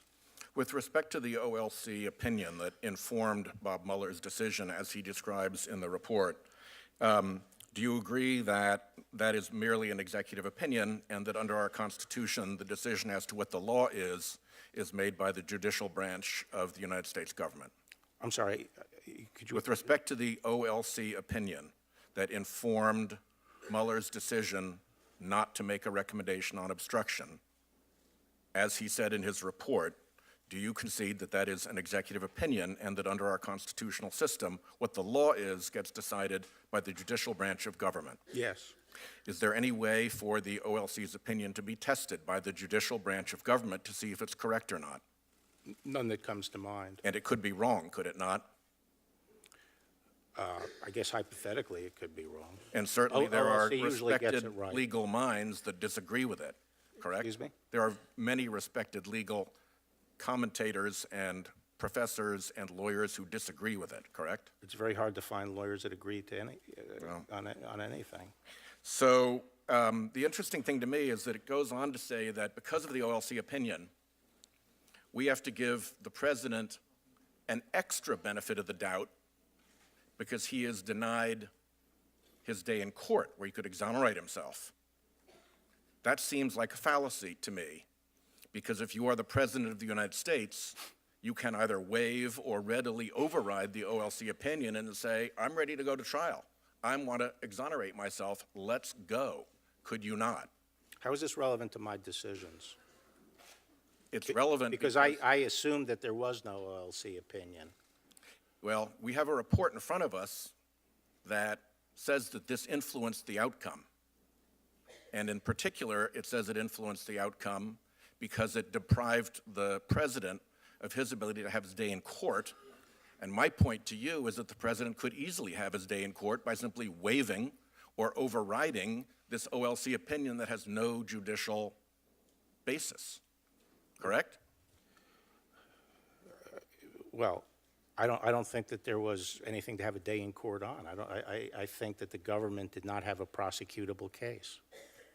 But well, Mueller obviously didn't agree because he No, that's left not that true. up to you. Well, He said that he could neither confirm nor deny that there was a prosecutable case here. He left that to you. And when he did, he said, and you apparently have agreed, that this OLC opinion bears on it and that it would be unfair to the president to put him to the burden of being indicted and not having the ability to be charged. I don't want to exonerate characterize himself. how Bob's thought process on this. I'm not asking you to characterize it. It's in his report. He's put it in I'm writing. not sure what he means by that in the report. With respect to the word, can I have a minute? I just want to nail down, you used the word spying about authorized DOJ investigative activities. Are you talking about my testimony before Yes. the House Appropriations? Yes. Okay. In the entirety of your previous career in the Department of Justice, including as Attorney General, have you ever referred to authorized department investigative activities officially or publicly as spying? I'm not asking for private conversation. I'm not going to comments. abjure the use of the word spying. I think, my first job was in CIA, and I don't think the word spying has any pejorative connotation at all. To me, But the you question, recognize to me, that the it- question is always whether or not it's authorized and adequately predicated spying. I think spying is a good English word that, in fact, doesn't have synonyms because it is the broadest word incorporating really all forms of covert intelligence collection. So I'm not going to back off the word spying, except I will say When did I'm you not decide to use suggesting it? any pejorative, and I use it frequently, When as did you- do media, as When- do media. When did you decide to use it? Was it off the cuff in the hearing that day, or did you go into that hearing intending to use the word It was spying? actually off the cuff, to tell you the truth, and when Senator, the senator, I mean, the person Congressman, probably? from Schatz from Hawaii. Who was here? No, Shaheen? no. Whoever it was, go ahead. Yeah, when he challenged me and said, "You want to change your language?" I was actually thinking, like, what's the issue? I don't consider it a pejorative. But if, You're and rather- frankly, we went back and looked at press usage, and up until all the FAW outrage a couple of weeks ago, it's commonly used in the press to refer to authorized activities, such as referring But to it's the not FISA court commonly as the used by spy the court. department. What? It is not commonly used by the department. My time is up. Commonly used by me. Thank you very much. We'll come back at 10 till 1. Thank you.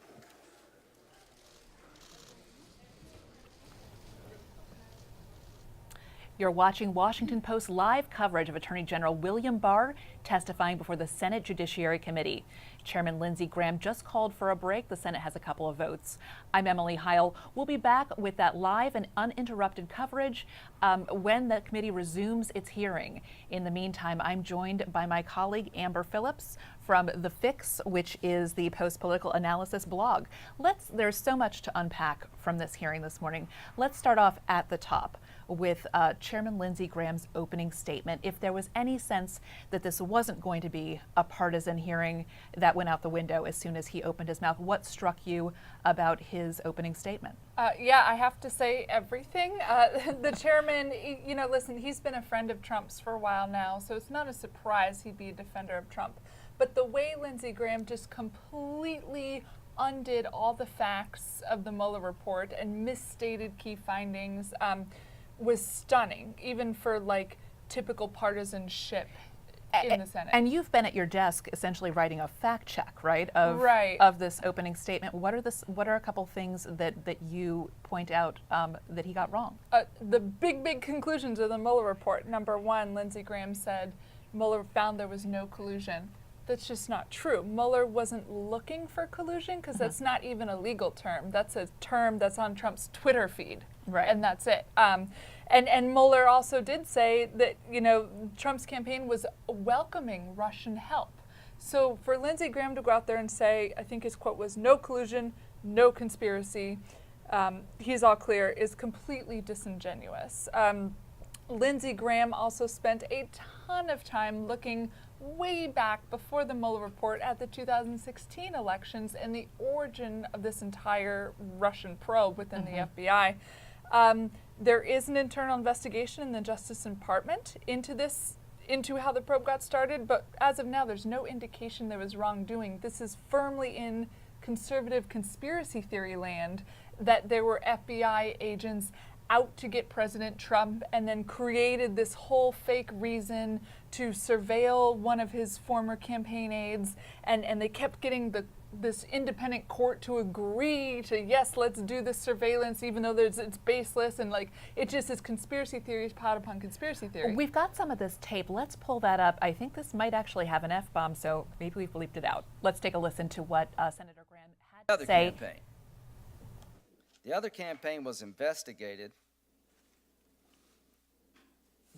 not by Mr. Mueller, by people within the Department of Justice. The accusation against Secretary Clinton, was that she set a private server up somewhere in her house and classified information was on it to avoid the disclosure requirements and the transparency requirements required of being Secretary of State. So that was investigated. What do we know? We know that the person in charge of investigating hated Trump's guts.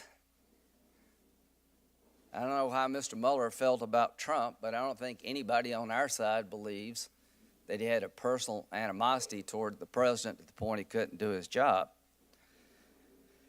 This is what Strzok said on February the 12th, 2016. Now, he's in charge of the Clinton email investigation. Oh, he's Trump's abysmal. I keep hoping the charade will end and people will just dump him. February the 12th, 2016. Page is the Department of Justice lawyer assigned to this case. March 3rd, 2016. God, Trump is a loathsome human being. Strzok. Oh my God, Trump's an idiot. Page, he's awful. Strzok. God, Hillary should win 100 million to nothing. Compare those two people to Mueller.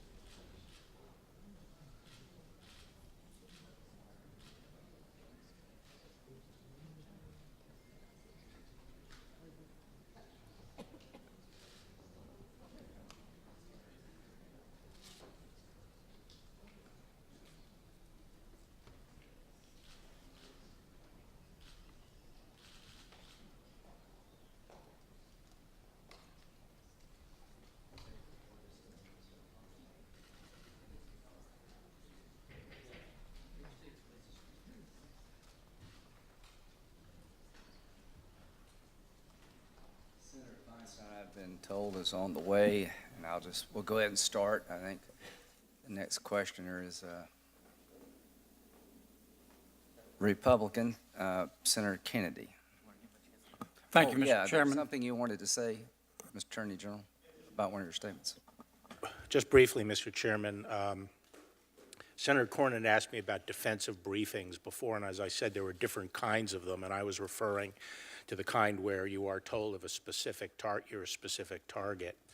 And I have been told at the break that a lesser kind of briefing, a security briefing that generally discusses, general threats, apparently was given to the campaign in August. Thank you. Senator Kennedy. Thank you, Mr. Chairman, and thanks to my colleagues for letting me go out of order. I promise to be as brief as possible. Mr. Chairman, or General, thanks for coming today.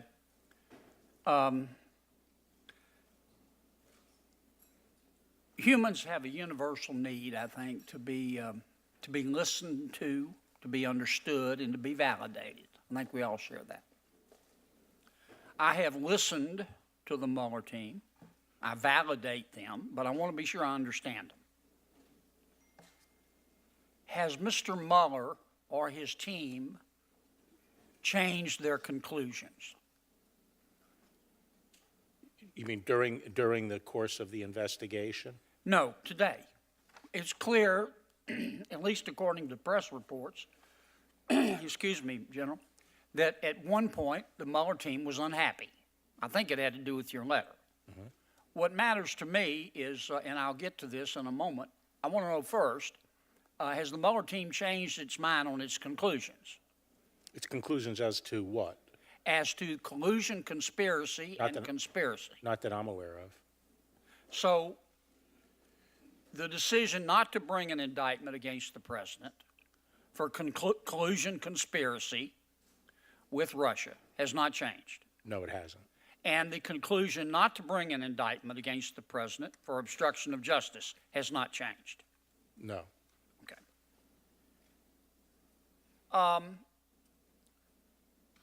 I take it from your testimony that the Mueller team was unhappy when you received the letter from Mr. Mueller. I can't speak to the team as a whole. All but right, Mr. certainly, Mueller then.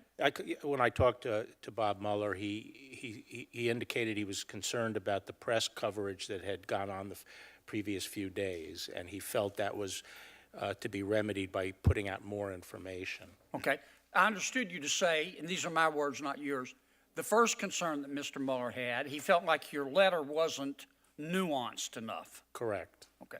That problem's been solved, has it not? Well, it was sort of solved by putting out the whole report. Exactly. Which was that's why I think this whole thing is sort of mind-bendingly bizarre, because I made clear from the beginning that I was putting out the report, as much of the report as I could, and it was clear it was going to take 3 weeks or so, maybe 4, to do that.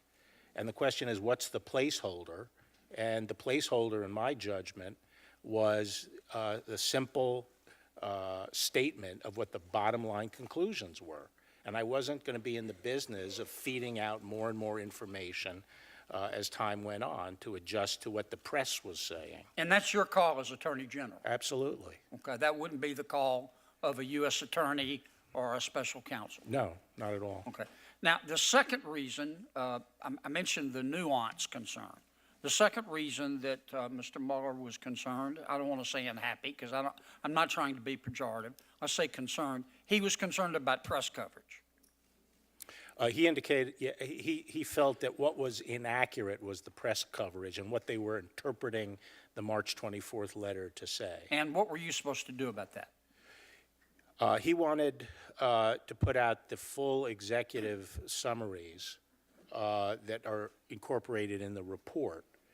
And I said to him I wasn't interested, and by the way, those summaries, even when he sent them, apparently, they actually required later more redaction because of the intelligence community. So the fact is, we didn't have readily available summaries that had been fully vetted, but I made it clear to him I was not in the business of putting out periodic summaries, because a summary would start a whole public debate. It's by definition under-inclusive, and I thought what we should do is focus on getting the full report out as quickly as possible, And which we did. And that's your call as Attorney General. Of course, of course. Okay. And the news coverage issue, well, none of us can control what the news publishes or prints, except the media. But to the extent that an argument was made, they didn't have the full report, that's a moot issue too now, isn't it? Yes. Okay. Can you briefly go over with me one more time? I find it curious that the Mueller team spent all this time investigating obstruction of justice and then reached no conclusion.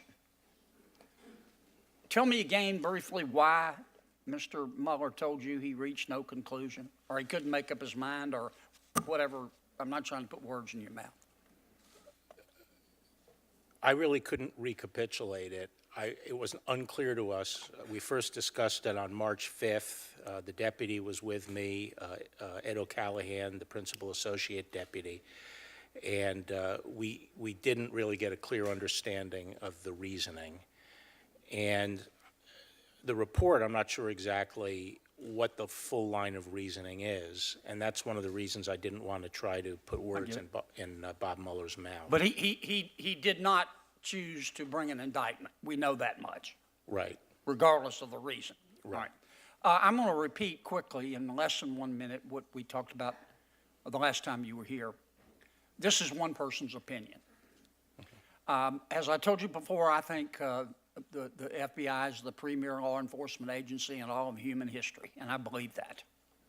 I do think there were a handful of people, maybe some are still there, who decided in 2016 to act on their political beliefs.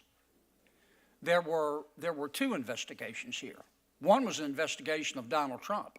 There was another investigation of Hillary Clinton. I'd like to know how that one started too.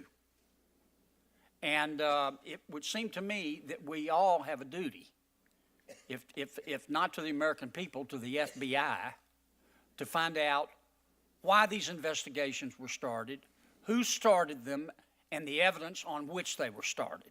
And I hope you will do that, and will get back to us. And there's another short way home here as well. All you've got to do is release, the president can, release all the documents at the FBI and the Justice Department pertaining to the 2016 election. Now, you can redact national security information, but just release them. Instead of us going through all this spin and innuendo and leaks and rumors, let's just let the American people see them.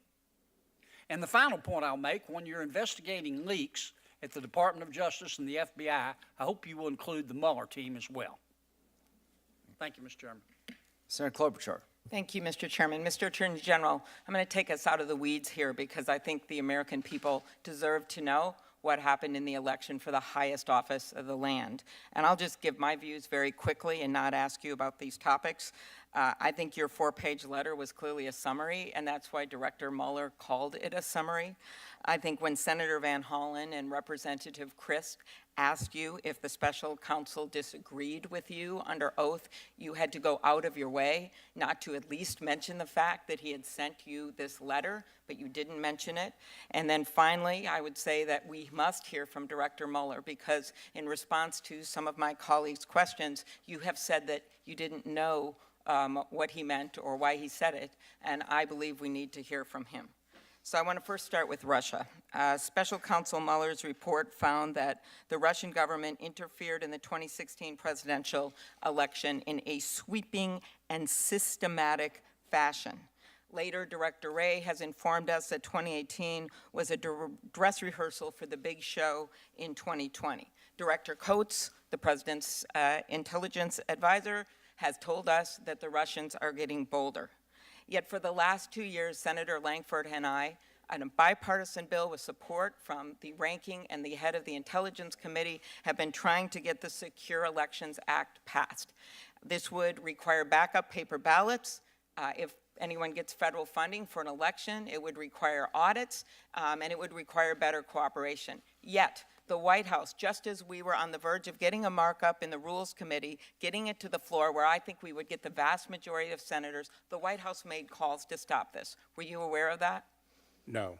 Okay, well, that happened. So what I would like to know from you as our nation's chief law enforcement officer, if you will work with Senator Lankford and I to get this bill done, because otherwise we are not going to have any clout to get backup paper ballots if something goes wrong in this election.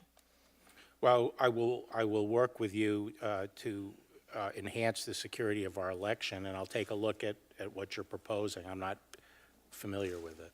Okay, well, it is the bipartisan bill. It has Senator Burr and Senator Warner. Its support from Senator Graham was on the bill, Senator Harris is on the bill, and the leads are Senator Lankford and myself. And it had significant support in the House as well.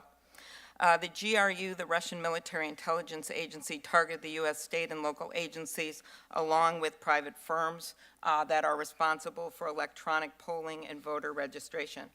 The GRU accessed voter information and installed malware on a voting technology company's network.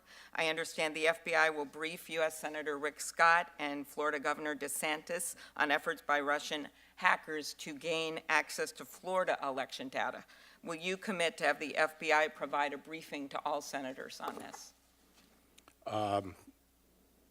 Just on the Florida situation? On the entire Russia situation? Sure. Including the Florida situation? Sure. Okay, that will be helpful. Again, Senator Lankford and I are trying to get our bill passed, and I think if everyone hears about this, it may help.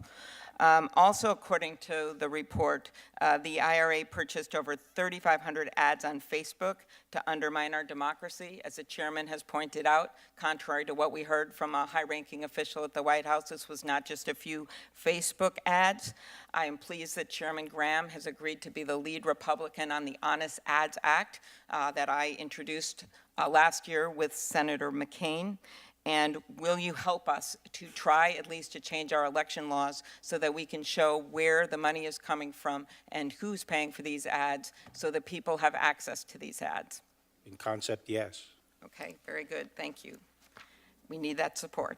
Now let's go to something I noted in your, in the opening. You talked about how the two major concerns at your nomination hearing were about the report and about making the report public. There was a third concern, and it was something I raised, and that was your views on obstruction. I asked you if a president or any person convincing a witness to change testimony would be obstruction of justice, and you said yes. The report found that Michael Cohen's testimony to the House before it, that the president repeatedly implied that Cohen's family members had committed crimes. Do you consider that evidence to be an attempt to convince a witness to change testimony? No. I don't think that could pass muster. Those public statements he was making could pass muster as subordination of perjury. But this is a man in the highest office, in the most powerful job in our country, and he is basically, I'm trying to think how someone would react, any of my colleagues here, if the President of the United States is implying, getting out there that your family members have committed a crime. So you don't consider that any attempt to change testimony? Well, you have two different things. You have the question of whether it's an obstructive act, and then also whether or not it is a corrupt intent. I don't think general public statements like that have, okay. Well, we could show that they would have sufficiently probable effect to constitute. Okay, well then let's go to some private statements. The report found that the president's personal counsel told Paul Manafort that he would be, quote, taken care of. This is in volume 2, page 123 to 24. That you don't consider obstruction of justice? No, not standing alone, both for this, on both the same reasons. And I think that is my point here. What? You look at the totality of the evidence. That's what I learned when I was in law school. You look at the totality of the evidence and the pattern here. Look at this. The report found that the president's personal counsel told Michael Cohen that if he stayed on message about the Trump Tower Moscow project, the president had his back. That's volume 2, page 140. Right, but I think that the counsel acknowledged that it's unclear whether he was reflecting the president's statements on that. Okay, the report found that after Manafort was convicted, the president himself called him a brave man for refusing to break. Yes, and that is not obstruction, because the president's the evidence. I think what the president's lawyers would say, if this were ever actually joined, is that the president's statements about flipping are quite clear and express and uniformly the same, which is by flipping, he meant succumbing to pressure on unrelated cases to lie and compose in order to get lenient treatment on other cases. That is not, so discouraging flipping in that sense is not obstruction. Okay, well, look at the pattern here. The report found that after Cohen's residence and office were searched by the FBI, the president told Cohen to hang in there and stay strong. The report found that after National Security Advisor Michael Flynn resigned, the president made public positive comments about him, and then when he cooperated, he changed his tune. During your confirmation hearing, I asked you whether a president deliberately impairing the integrity or availability of evidence would be obstruction, and you responded yes. And this is a different take on Senator Feinstein's question. Would causing McGahn, the White House counsel, to create a false record when the president ordered him to have the when McGahn, he told him to deny reports, right? He tells McGahn, deny reports that the president ordered him to have the counsel fired.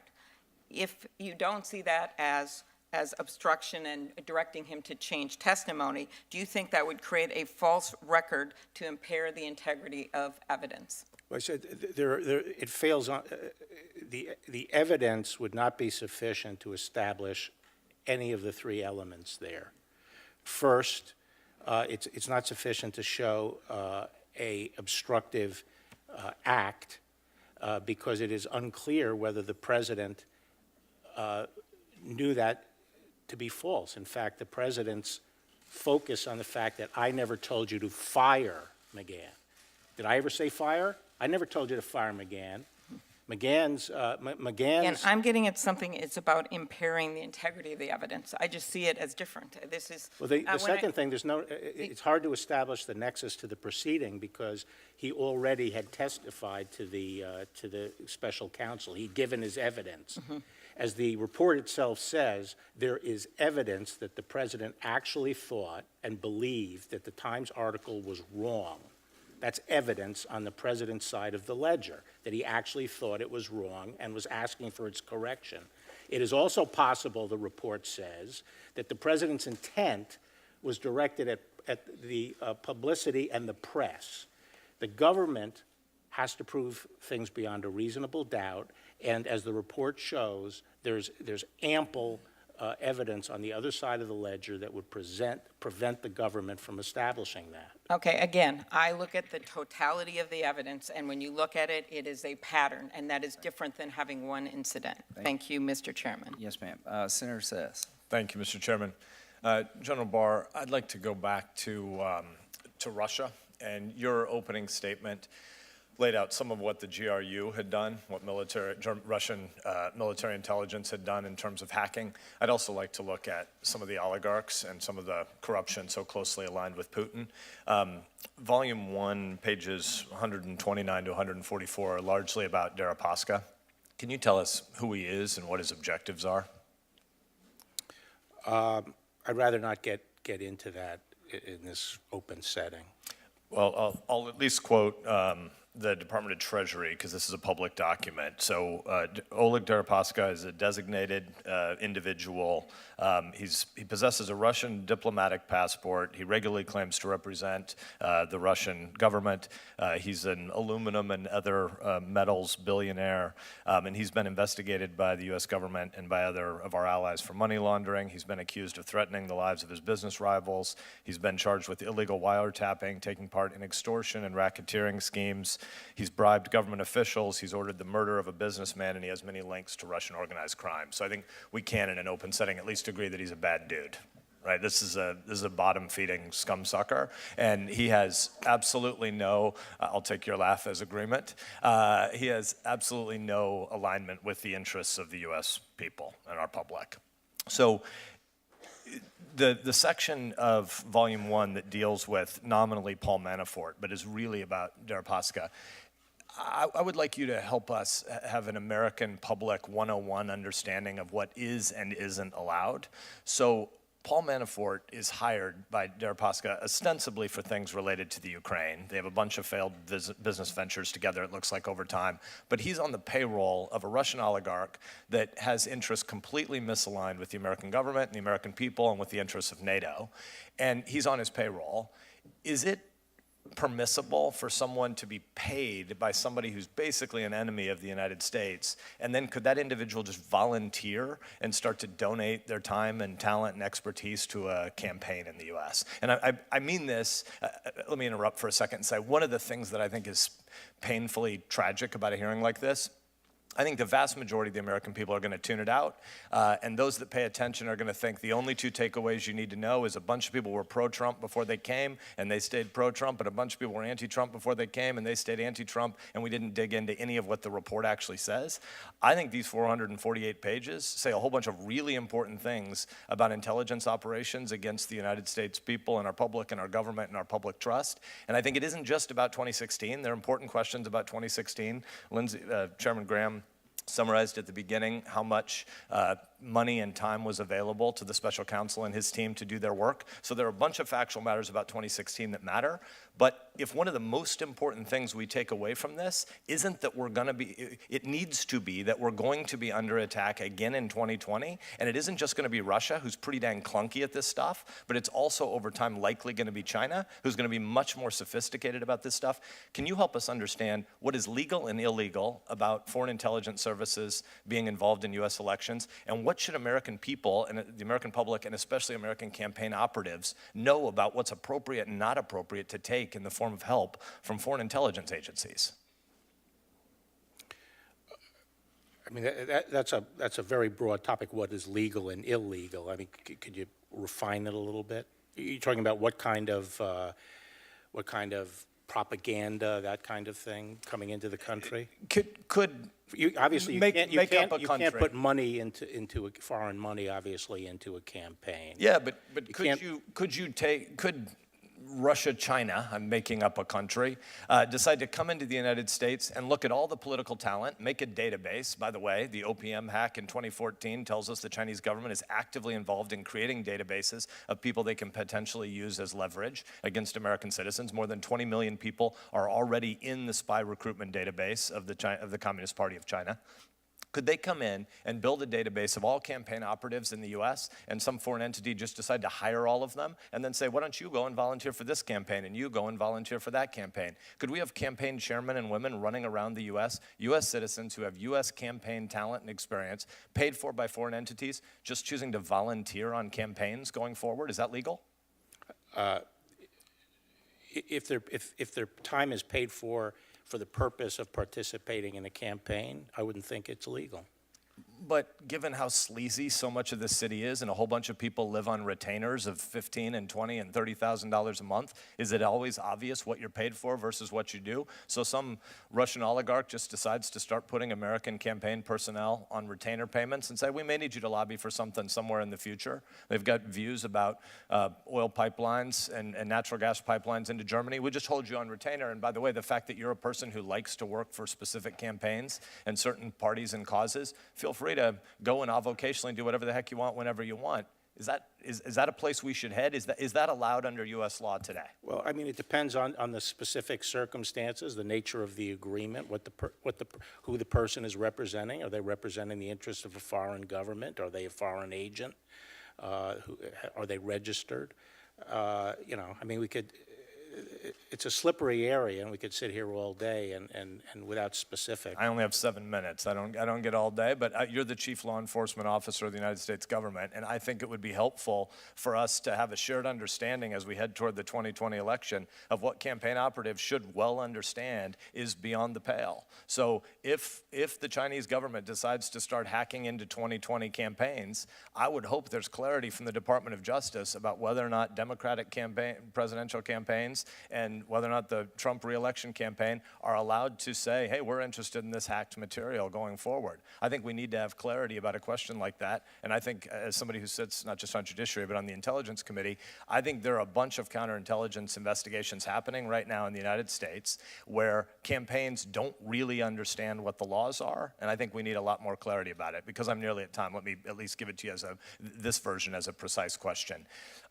Under the Presidential Transitions Act, once you have a Democratic nominee for president and a Republican nominee for president, one of the things that we do is we start to brief them on, in the event that you would become the president-elect, you will need to know where we are in different national security issues. Should we be adding to the Presidential Transition Act counterintelligence briefings for campaigns as they become the nominee in a much more detailed way than the response you had about the Bureau's efforts when Senator Cornyn asked if defensive briefings were given? Should we, the Congress, be thinking very intentionally about authorizing the ability of the Bureau, and in a shared broader IC context, but with the Bureau or Homeland Security probably being the interface entity, should nominees for the highest office in the land heading into 2020 be receiving regular counterintelligence briefings on the fact that foreign intelligence services are going to surround people that are likely going to be people of influence and principal officers of the United States government should they win?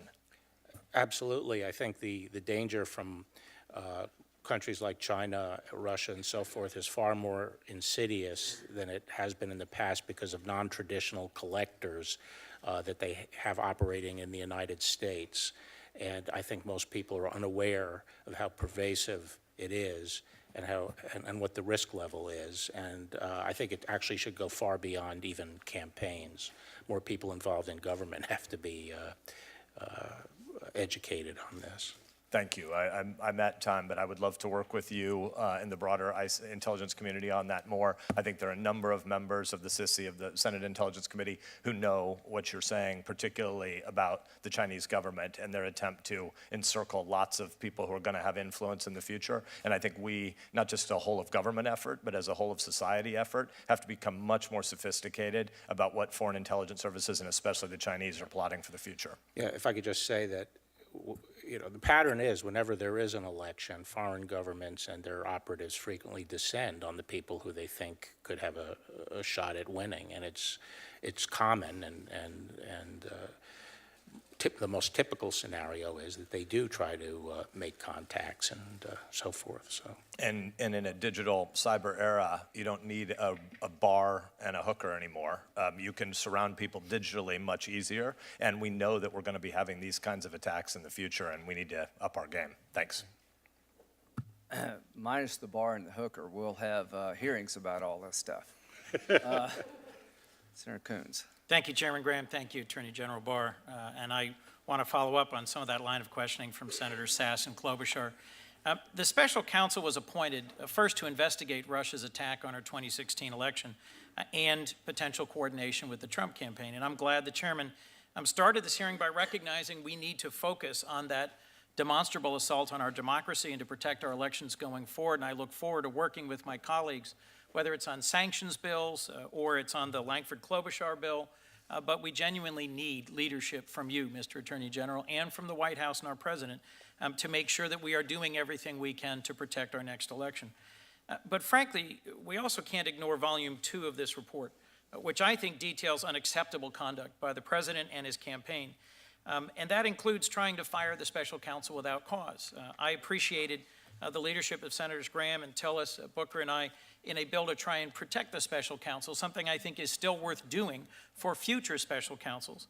We were told by many of our colleagues there was nothing to worry about because the president wasn't going to fire the special counsel, but I was particularly struck by some reports in the second volume that the president attempted to do exactly that. And I frankly, Mr. Attorney General, have concerns that your March 24 letter obscured that conduct and as a result worked to protect the president for several weeks rather than give the full truth to the American people, as I now believe Special Counsel Mueller was urging you to do, as reflected in the letter we just received today. So I'm going to ask you some questions about the report, but the bottom line is that I think we need to hear more about the Special Counsel's work from the Special Counsel.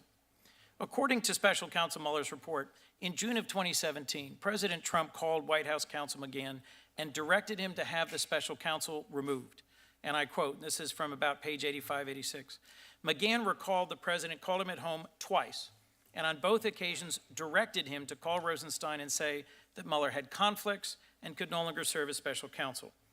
There were no credible conflicts. McGahn testified that he had shared that these conflicts were silly, were not real, and Chris Christie advised President Trump about the same time there were no substantive bases, no good cause to fire the special counsel. In one call, the president said, call Rod, tell Rod Mueller has conflicts, can't be the special counsel, quote, Mueller has to go. And I assume he didn't mean go to Cleveland or go to Seattle. He meant go, be fired.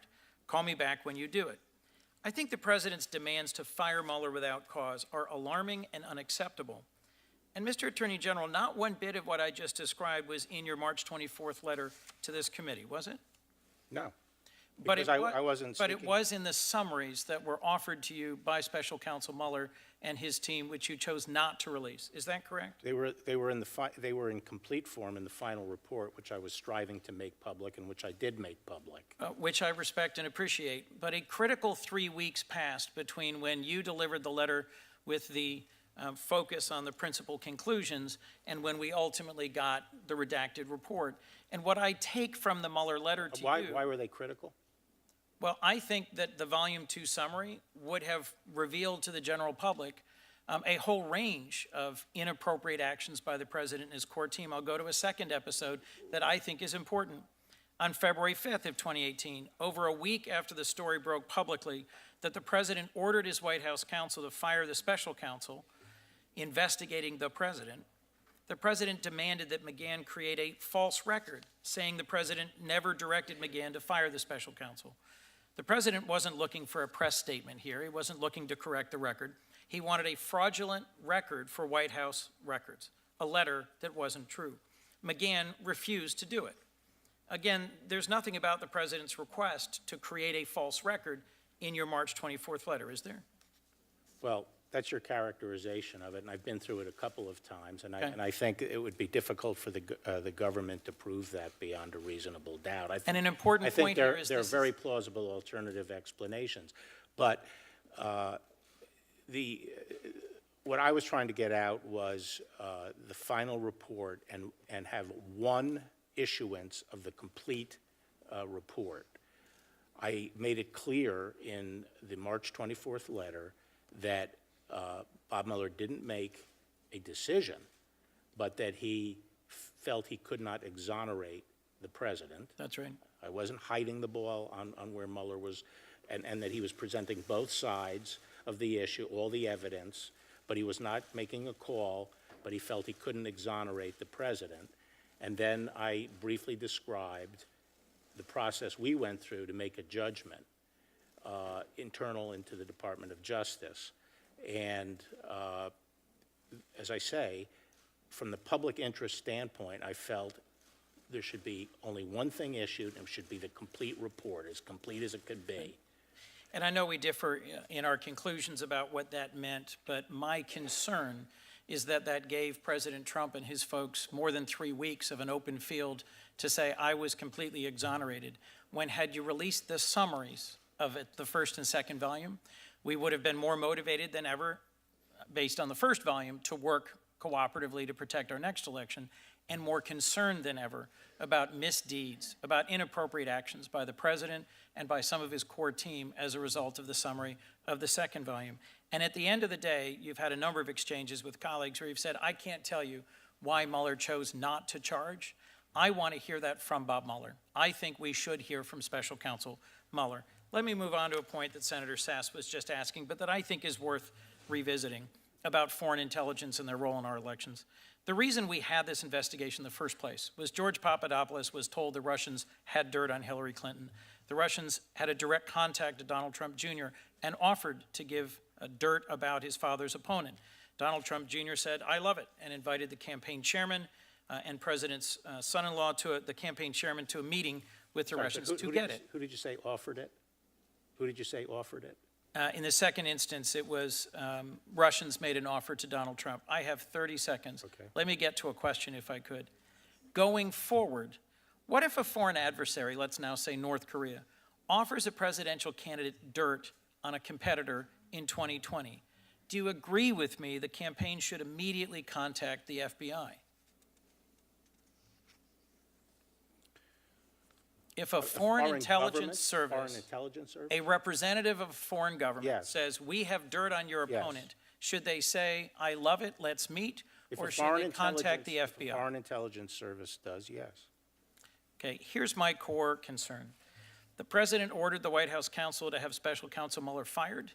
He fabricated evidence to cover it up. And whether or not you could make a criminal charge of this, it is unacceptable. And everyone who said we didn't have to worry about President Trump firing the special counsel was flat out wrong.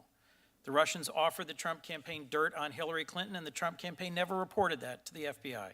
Instead, they tried to conceal the meeting and misled the American people. And I think we have to work on a bipartisan basis going forward to protect our elections from a repeat of this, and we need your leadership and the president's. You somehow concluded the president didn't obstruct justice, and you announced that you had cleared the president 25 days before the public could read the Mueller report for themselves. I think it's no wonder Special Counsel Mueller thought your 4-page letter created public confusion about critical aspects of the results of the investigation, and that threatened to undermine the central purpose for which he was appointed. I think we need to hear from Special Counsel Mueller. I think we need to hear from Don McGahn, and I think we need to review how we are going to handle going forward the fact that you are supervising 12 ongoing cases that came out of the Mueller investigation and have been referred. This body has a central role in oversight that I believe we need to exercise, given your recent record. Thank you, Mr. Chairman. Senator Hawley. Thank you, Mr. Chairman. General Barr, I commend your candor in calling what happened in 2016 what it is, which is spying the Trump campaign and spying on the President of the United States. I'd like to talk a little bit more about spying. Counterintelligence investigations like the one that we now know the FBI launched against candidate Trump and President Trump, those are designed to thwart spying and sabotage. Is that correct? That's correct. To your knowledge, has the FBI ever launched a counterintelligence investigation of another president that you're aware of? Not to my knowledge. So it's safe to say that to your knowledge, this move was completely unprecedented. To my knowledge. Would it be unusual, in your experience and to your knowledge, for FBI agents to hide the existence and results of an investigation, such an investigation, from their superiors?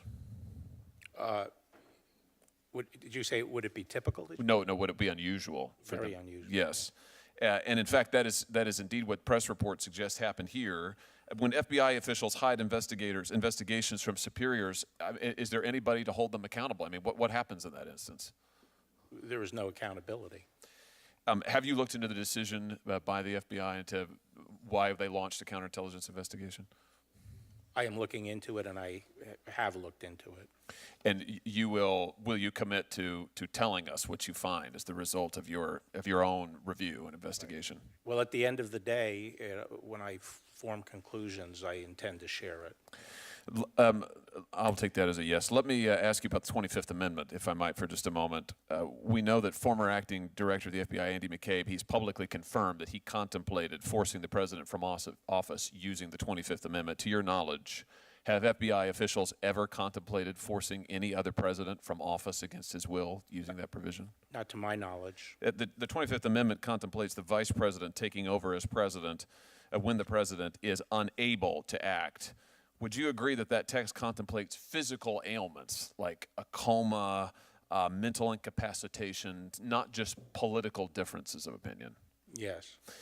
Have you ever doubted, since you have been in your current position, whether this president is physically able, in a constitutional sense, to discharge his duties as president? No. Would you agree that discussions within the FBI of forcing the president out of office for political reasons gives the public, at best, reason to question what the FBI is doing and to fear that there may be abuses of power in that organization? I think it gives reason to be concerned about those particular individuals that were involved. I don't attribute it to the organization. Speaking of particular individuals who are involved, I have to say, I've listened to this testimony all day today, and to me, maybe the most shocking thing I've heard is this. Chairman read it earlier. August 26th, 2016. This is a text message from Peter Strzok, a top counterintelligence investigator who we now know helped launch this counter-spy investigation of the President of the United States. Peter Strzok says, just went to a Southern Virginia Walmart. I could smell the Trump support. Smell is capitalized. Just went to a Southern Virginia Walmart. I could smell the Trump support. My view, you want to know what's really going on here? You want to know why the counterintelligence investigation really happened? You want to know why we're all really sitting here today? That's why, right there, is because an unelected bureaucrat, an unelected official in this government who clearly has open disdain, if not outright hatred, for Trump voters, like the people of my state, for instance. I could smell the Trump support, then tried to overturn the results of a Democratic election. That's what's really gone on here. That's the story. That's why we're here today. I cannot believe that a top official of this government, with the kind of power that these people had, would try to exercise their own prejudices, and that's what this is. It's open, blatant prejudice. Would try to use that in order to overturn a Democratic election. And to my mind, that's the real crisis here. And it is a crisis, because if there's not accountability, if this can go on in the United States of America, well then my goodness gracious, we don't have a democracy anymore. So I appreciate your leadership, Mr. Attorney General. I look forward to hearing the results of your investigation, and I look forward to this committee continuing its constitutional responsibility to find out what is going on here and making sure that the will of the people is vindicated and established. Thank you, Mr. Chairman. Senator Blumenthal. Thank you, Mr. Chairman.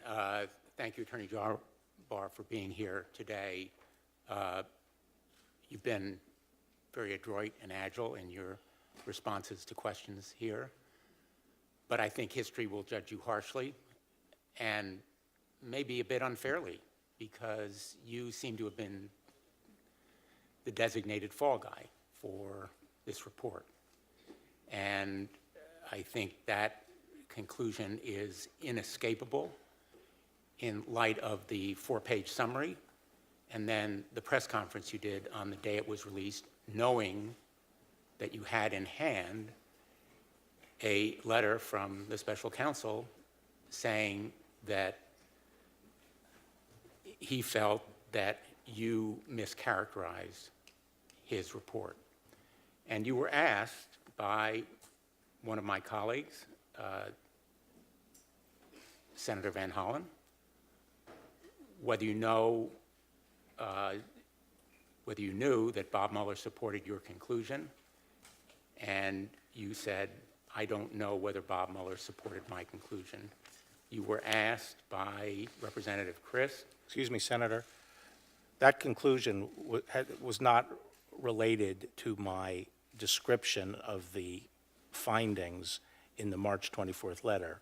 That conclusion refers to my conclusion on the obstruction cases. So it's a different conclusion. It was exactly the same it's a different word, conclusion. conclusions, that was used by Special Counsel Mueller. And on the obstruction issue, at page 8 and 182 of the report, I don't know whether you have it in front of you, the special counsel specifically said, at the same time, I'm quoting, if we had confidence after a thorough investigation of the facts that the president clearly did not commit obstruction of justice, we would so state. He said it again at page 182, and yet in your summary and in the press conference that you did, you in effect cleared the president on both so-called collusion. The difference is I used the proper standard. That statement you just read is actually a very strange statement for a prosecutor. 4 of the specific obstruction episodes, Robert Mueller concluded that there was substantial evidence on the 3 necessary elements of obstruction. Well, you're a prosecutor. I have to finish my question. Okay. Well, you haven't let me finish my answer. Well, let me just finish the question. We can do both. All right, good. You ignored in that press conference and in the summary that Robert Mueller found substantial evidence, and it's in the report.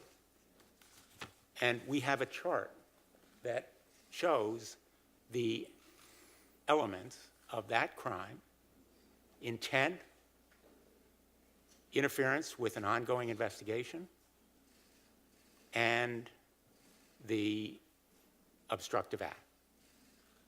So I think that your credibility is undermined within the department, in this committee, and with the American people. And I want to ask you whether on those remaining investigations, the 12 to 14 investigations, whether you have had any communication with anyone in the White House. No. And will you give us an ironclad commitment that you will in no way interfere? By the way, I'm not sure, the laundry list of investigations, but I certainly haven't talked the substance or been directed to do anything on any of the cases. Well, let me give you an opportunity to clarify. Yeah. Have you had any conversations with anyone in the White House about those ongoing investigations that were spawned or spun off by... I don't recall having any substantive discussion on the investigation. Have you had any non-substantive discussion? I mean, it's possible that a name of a case was mentioned. And have you provided information about any of those ongoing investigations? Any information whatsoever? I don't recall, no. You don't recall? I don't recall providing any. Wouldn't you recall about whether you gave information to somebody in the White House about an ongoing criminal investigation in the Southern District of New York, or the Eastern District of New York, or the Eastern District of Virginia, or the Department of Justice? Yeah, I mean, I just don't recall providing any substantive information about a case. Is there anything that would refresh your recollection? If I probably looked over a list of cases and thought about it. But I don't recall discussing. You know what those investigations are. We've discussed them at your confirmation hearing, correct? Whether, I think there's 12 or 18 cases, right? You don't know what those investigations are, Mr. Trent? I do generally, but I can't remember each of the. And let me ask you one last time. You can't recall whether you have discussed those cases with anyone in the White House, including the President of the United States? My recollection is I have not discussed those. But you don't recall for sure?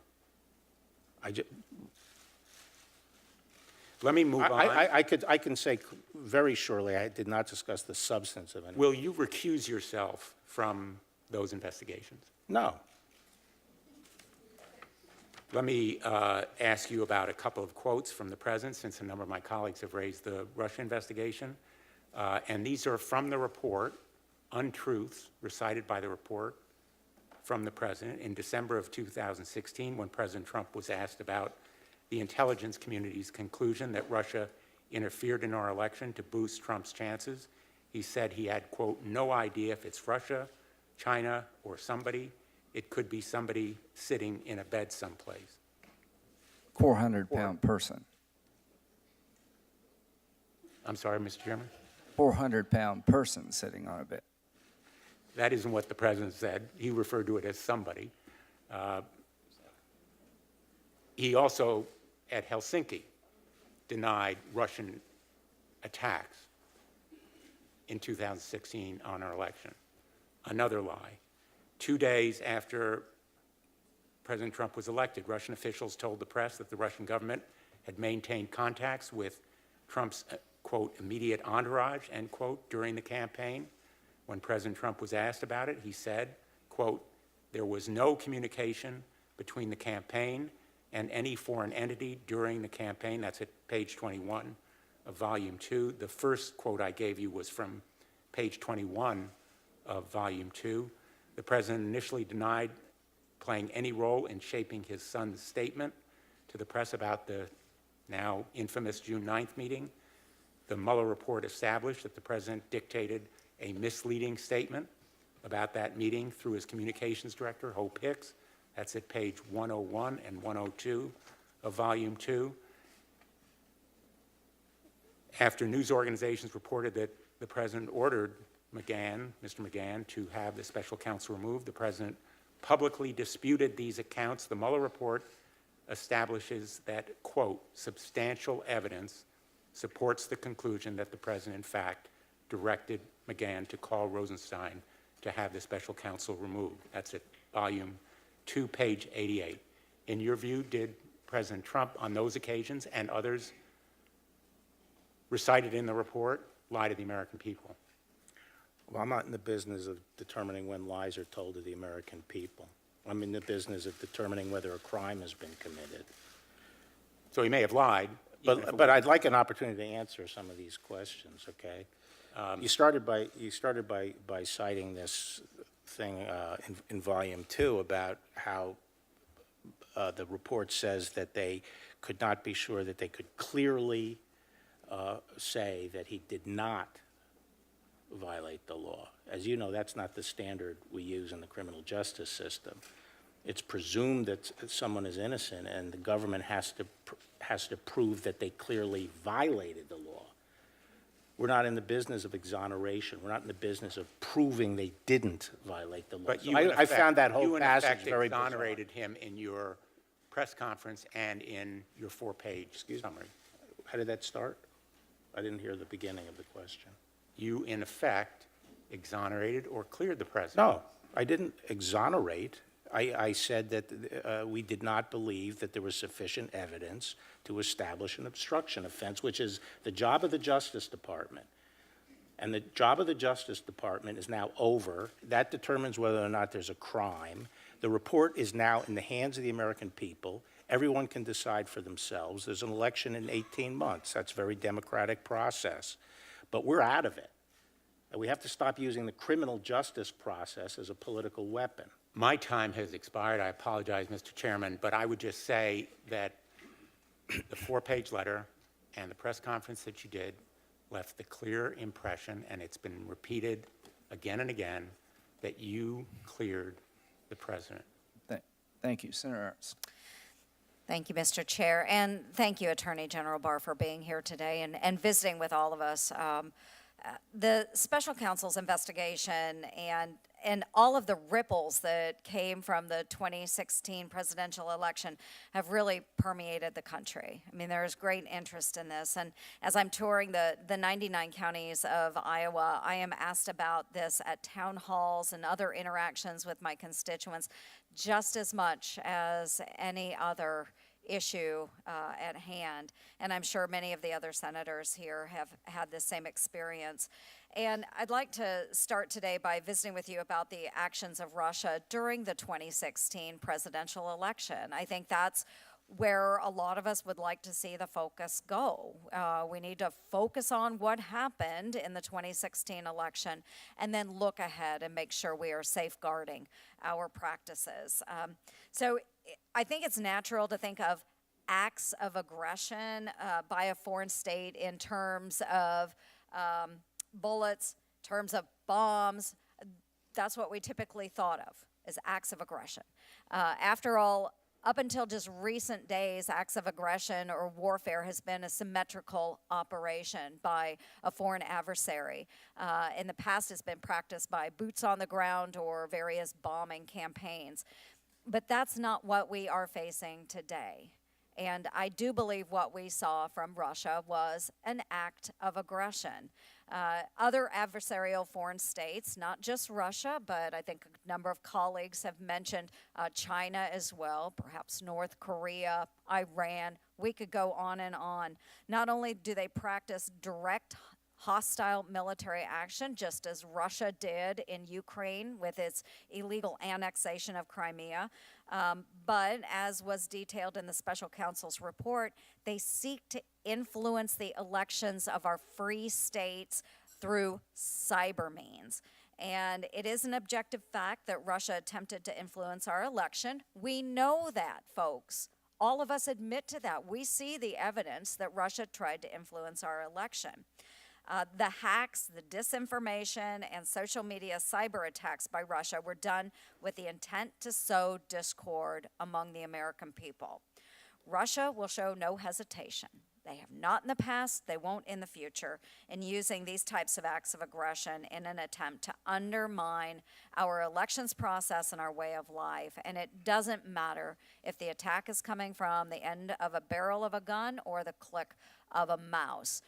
We have to get to the bottom of it. And so, General Barr, the past 2 years, we've been talking about this investigation in terms of what happened, and now we have the opportunity to decide how to do better.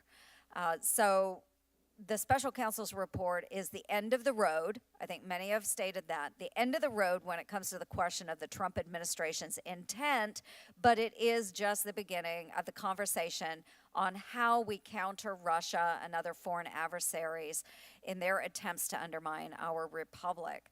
So if we can talk about that 2016 presidential election, do you see vulnerabilities or weaknesses that existed at that time that left us open to foreign aggression, foreign influence in the election system?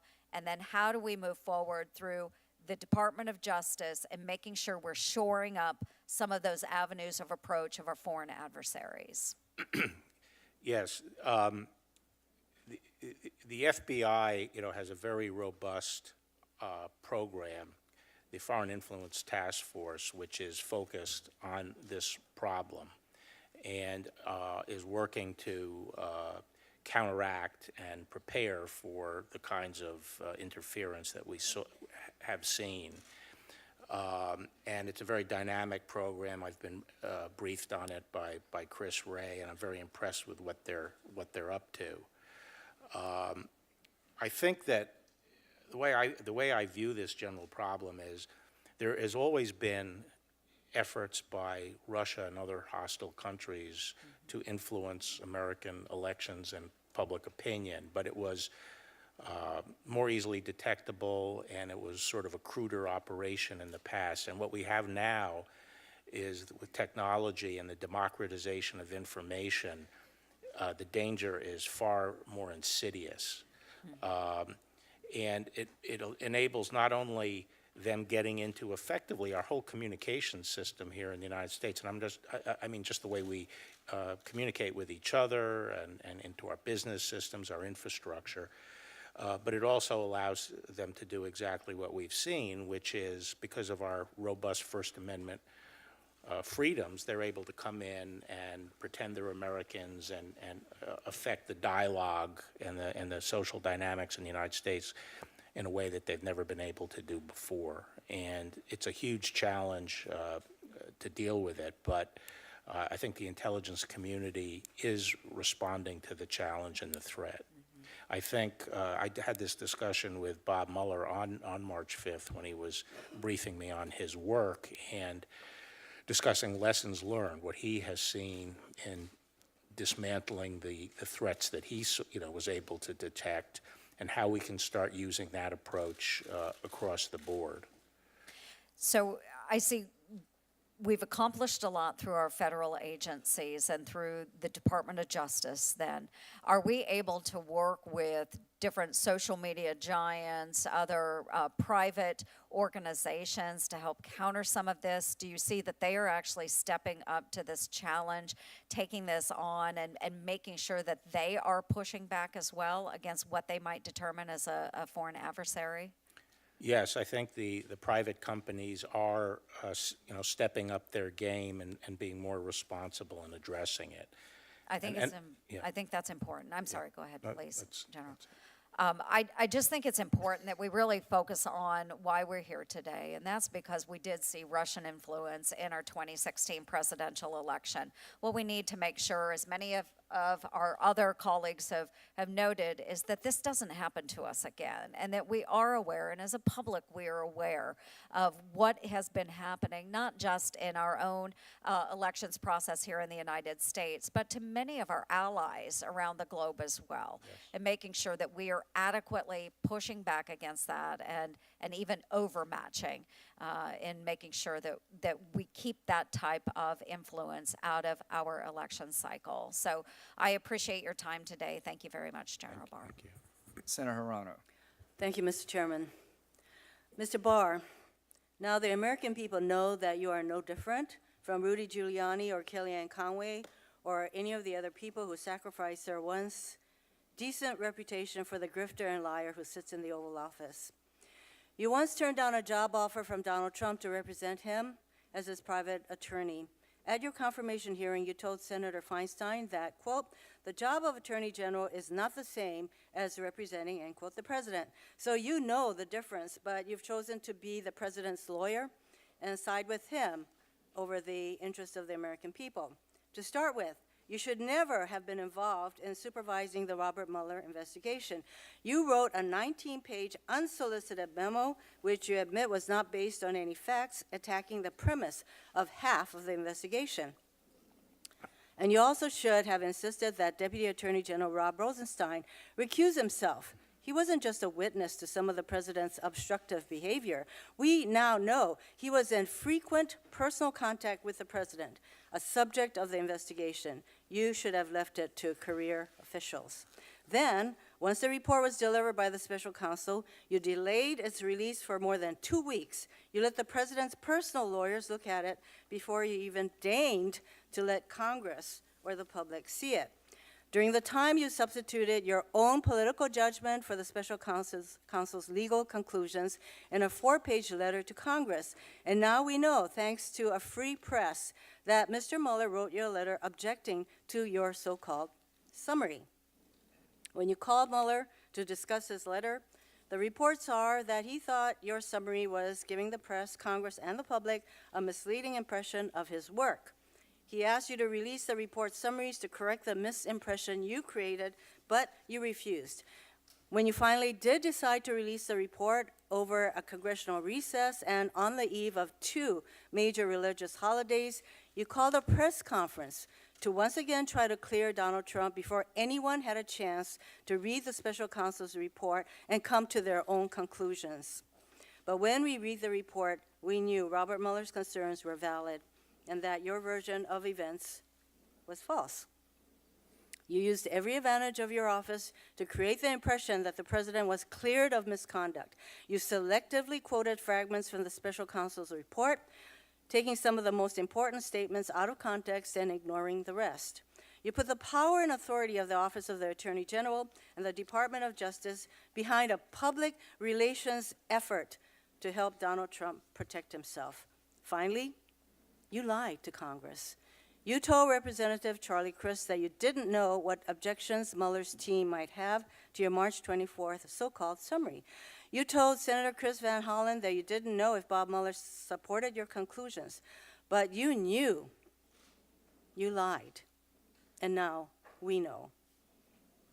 A lot of respected nonpartisan legal experts and elected officials were surprised by your efforts to protect the president. But I wasn't surprised. You did exactly what I thought you'd do. It's why I voted against your confirmation. I expected you would try to protect the president, and indeed you did. In 1989, this isn't something you hadn't done before. In 1989, when you refused to show Congress an OLC opinion that led to the arrest of Manuel Noriega. In 1992, when you recommended pardons for the subjects of the Iran-Contra scandal. And last year, when you wrote the 19-page memo telling Donald Trump, as president, can't be guilty of obstruction of justice, and then didn't recuse yourself from the matter. From the beginning, you were addressing an audience of one, that person being Donald Trump. That's why, before the bombshell news of yesterday evening, 11 of my Senate colleagues and I called on the Department of Justice Inspector General and Office of Professional Responsibility to investigate the way you have handled the Mueller report.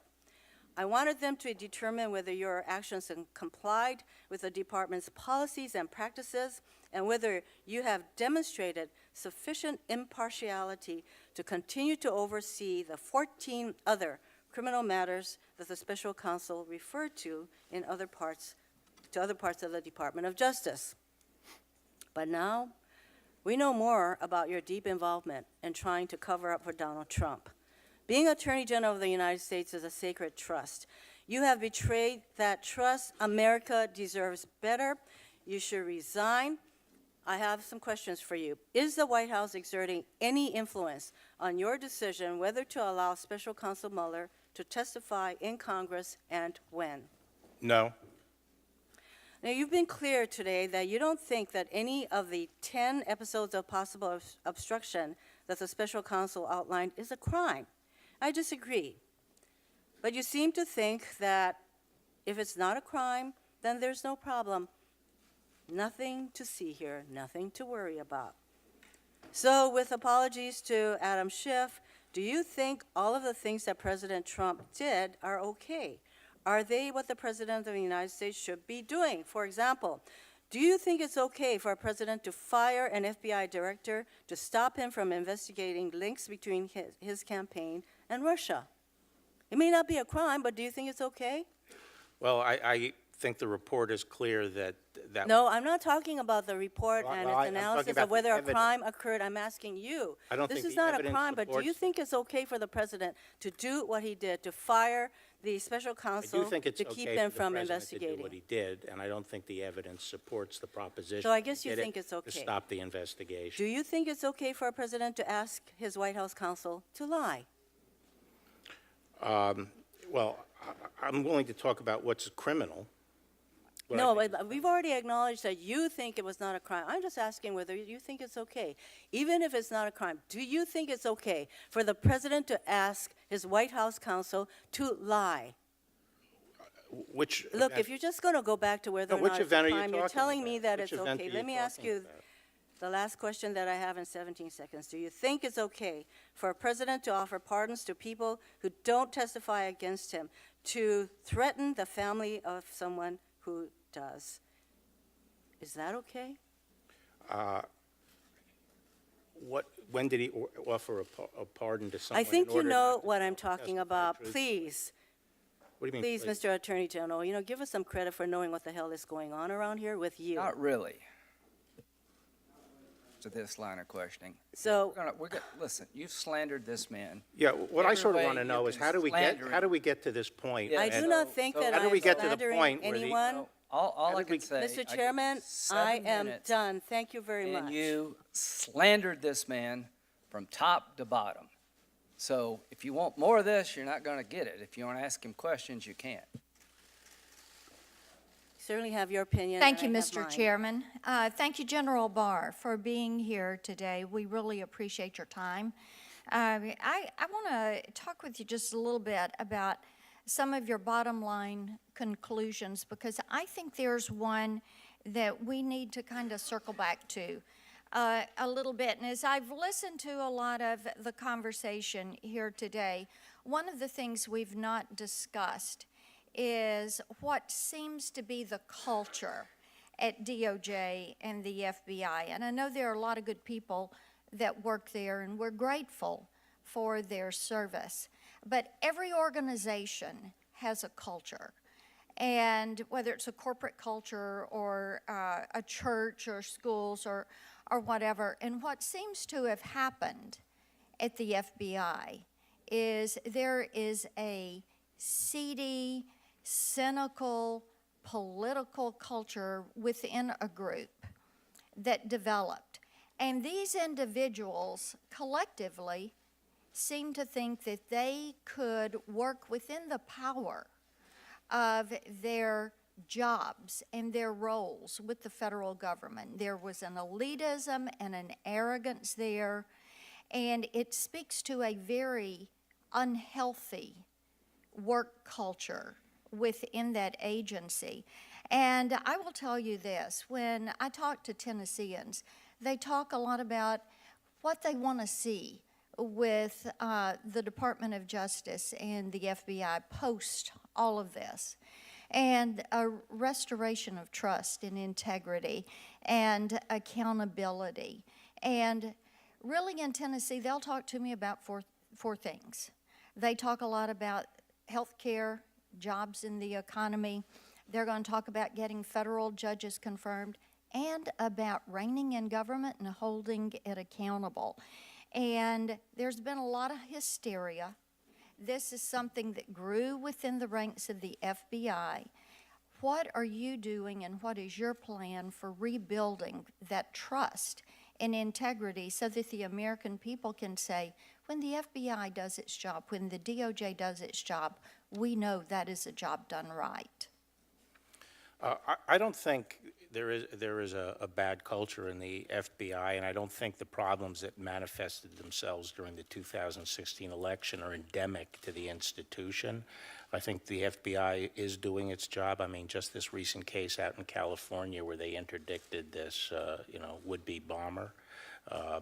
They do great work around the country every day, and I agree with Senator Kennedy, who said, it's the premier law enforcement institution in the world.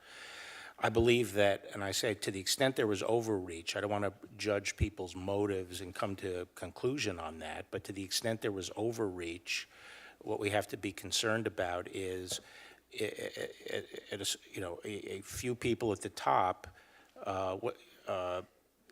getting it into their heads that they know better than the American people. And that is the problem, and that is what we hope that you are Yep. you're addressing. Let's go back to this, because to the report, to produce it, I think that Mr. Mueller assembled what would be called a dream team, 19 all-star lawyers, a Watergate prosecutor, a deputy solicitor general, a fluent Russian speaker who cloaked for 2 Supreme Court justices, former head of the Enron Investigative Task Force, chief of the Public Corruption Unit in the Manhattan U.S. Attorney's Office, federal prosecutors who have taken down mob bosses, the mafia, and ISIS terrorists. Do you consider these lawyers to be the best and the brightest in the field? Not necessarily. Are they the warriors you would want on your side in the courtroom? I mean, there are a lot of great lawyers in the Department of Justice. He assembled a very competent team. Are they meticulous investigators who will hunt down every witness and every piece of evidence? I think they are tenacious investigators. Are they devoted to finding the truth? Yes. Are they masters at taking down hardened criminals, foreign and domestic? Yes. If there were evidence to warrant a recommendation for collusion charges against the president, do you believe the special counsel team would have found it? Yes. And if there were evidence to warrant your recommendation for obstruction of justice charges against the president, do you believe the Mueller team would have found it? I think that they had they canvassed the evidence exhaustively they didn't reach a decision on it.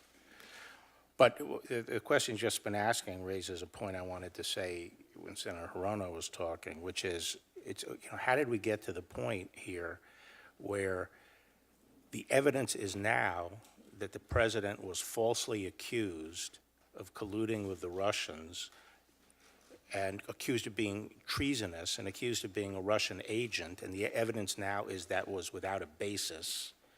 And 2 years of his administration have been dominated by the allegations that have now been proven false. And,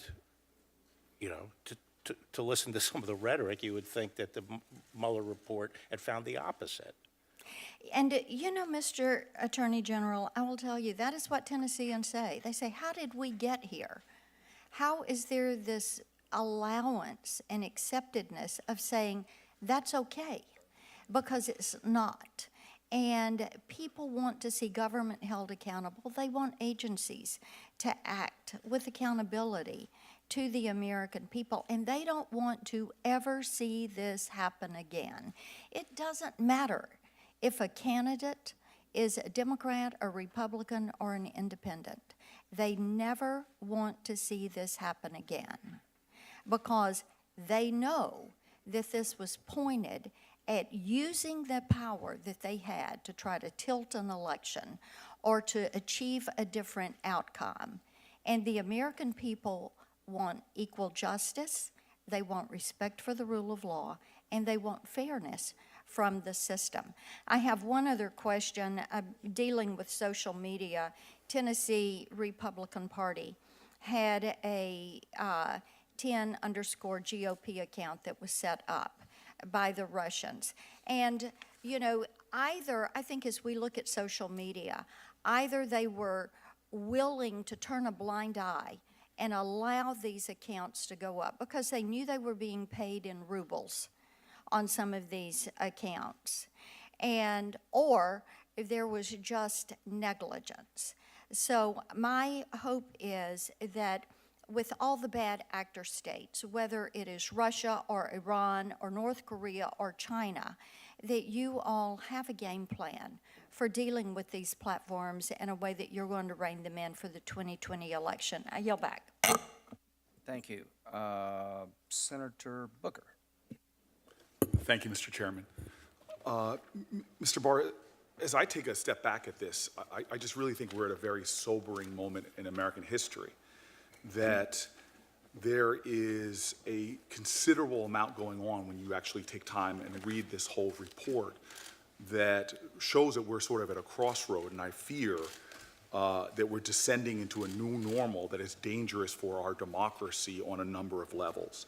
And I fear, unfortunately, and I hope we have a chance to discuss this, that you've not only put your own credibility into question, but seem to be giving sanction to behavior through the language you used in that press conference you held, the language you used in your summary that stimulated Mueller to write such a strong rebuking letter. I fear that you are adding normalcy to a point where we should be sounding alarms as opposed to saying that there's nothing to see here. And so this 448-page report that has a deep litany of lies and deceit and misconduct of President of the United States instructing people to lie and be deceitful, evidence of people trying to cover up behavior that on its face is morally wrong, whatever the legal standard is. I found it, number one, by saying that this kind of obstructive conduct was acceptable, not only acceptable, but your sentence literally saying that the American people should be grateful for it, that is the beginning of normalization that I want to explore. But the second thing I want to explore, and we'll explore this, but I want to make my two statements at the top. One, that's problematic. And General, the second problem I have is that you seem to be excusing a campaign that literally had hundreds of contacts with a foreign adversary, that I think there's a conclusion a bipartisan conclusion, that there was a failure to even report those contacts, that we engaged in behaviors that the folks knew that were wrong, that they tried to actively hide. They seem to seek to capitalize on this foreign interference. I mean, in our country, we know it is illegal for a campaign and wrong for a campaign to share polling data with an American super PAC. But we have here documented a level of coordination with a foreign adversary sharing polling data. And we seem to be, and your conduct seems to be, trying to normalize that behavior. And that's why I think we are in such a serious moment that is eroding the cultures of this democracy and the security of this democracy. And so let's just get into some of this specifically. You said, quote, "We know that the Russian operatives who perpetrated these schemes did not have the cooperation of President Trump or the Trump campaign. That is something that all Americans can and should be grateful to have confirmed." The things I just mentioned, a willingness to meet with Russian operatives in order to capitalize on information, I don't think that's something that should be grateful.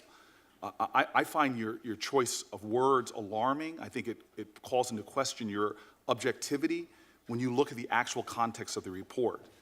And so should the American people really be grateful that a candidate for president sought to benefit from material and information that was stolen by a foreign power in an effort to influence an election? Well, I'm not sure what you mean by seek to benefit. There's no indication that they engaged in either the conspiracy to hack or that they engaged in any action with respect to the dissemination that was criminal. Well, again, sir, you're using the word conspiracy, which is a legal term. In that press conference, you used President Trump's words, obstruction, over and over again. Obstruction's a legal term. Well, sir, you pulled into his words, and I'm asking you specifically. I'm sorry, collusion was the word I was looking for. You used the word no collusion over and over again. And you said the American people should be grateful that the president sought to benefit from material and information. But you know they did seek to benefit from that material. Donald Trump Jr. in his own email seemed to celebrate that he might have access to information from a foreign adversary. Is that correct? Is that something the American people should be grateful for? Apparently, according to the report, he was.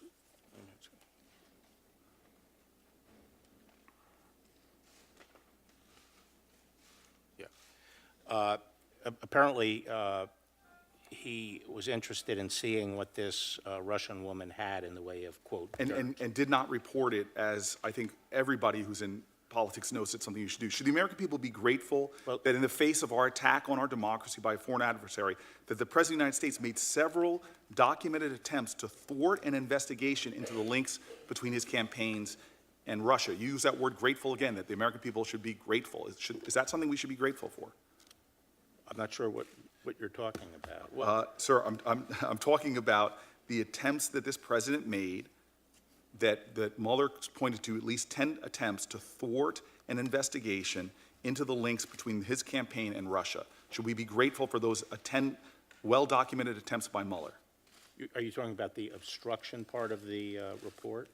I'm talking about the second volume, but let me continue. Should the American people be grateful that Trump had more than 215 documented contacts between Russian-linked operatives and then lied about them and tried to hide them? Is that something the American people should be grateful for any president, this one or any down the road? As I mentioned earlier, during a campaign, foreign governments make and foreign citizens frequently make a lot of attempts to contact different campaigns.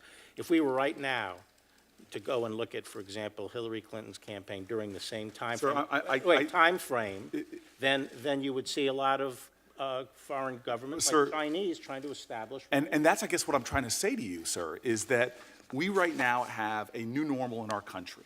We have a document that shows over 200 connections between a presidential campaign and a foreign adversary, sharing information that would be illegal if you did it with a super PAC. We know that. But What information was shared?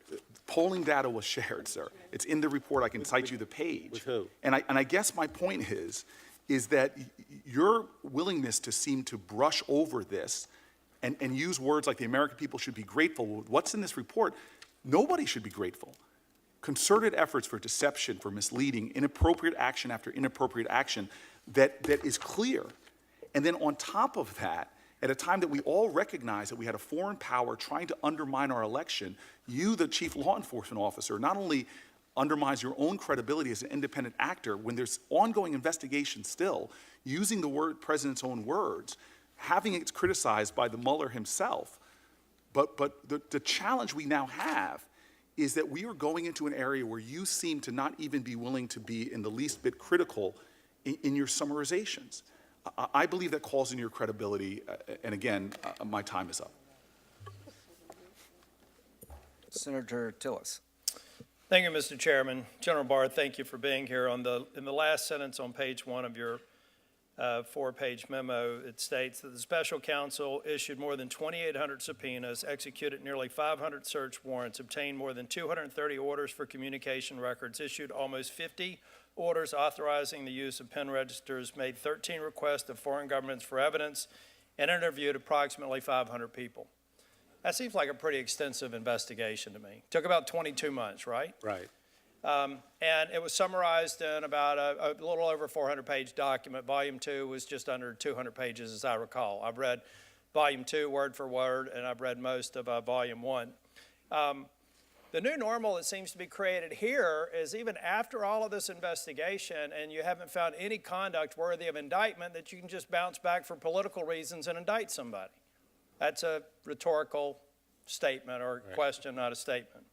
Now I want to go back to the other part that I find interesting here. The New York Times already issued a headline that says, Mueller pushed in letter for Barr to release the report's summary. So now the narrative, because I've had a lot of people in the press coming out, and the narrative is, well, doesn't this undermine the Attorney General because Mueller wanted the executive summaries issued? Now I want to go back to what you said in your opening statement. You said that, I believe, using your words, the body politic was unrestful. You'd gotten the report. You didn't get the 6E information. You had to do the redacting. You knew that that was going to take time. It would have been helpful if you'd gotten that when the report was transmitted to you, and it took however long it took. You issued the summary. You used the analogy of announcing the verdict and waiting for the transcript. Mm-hmm.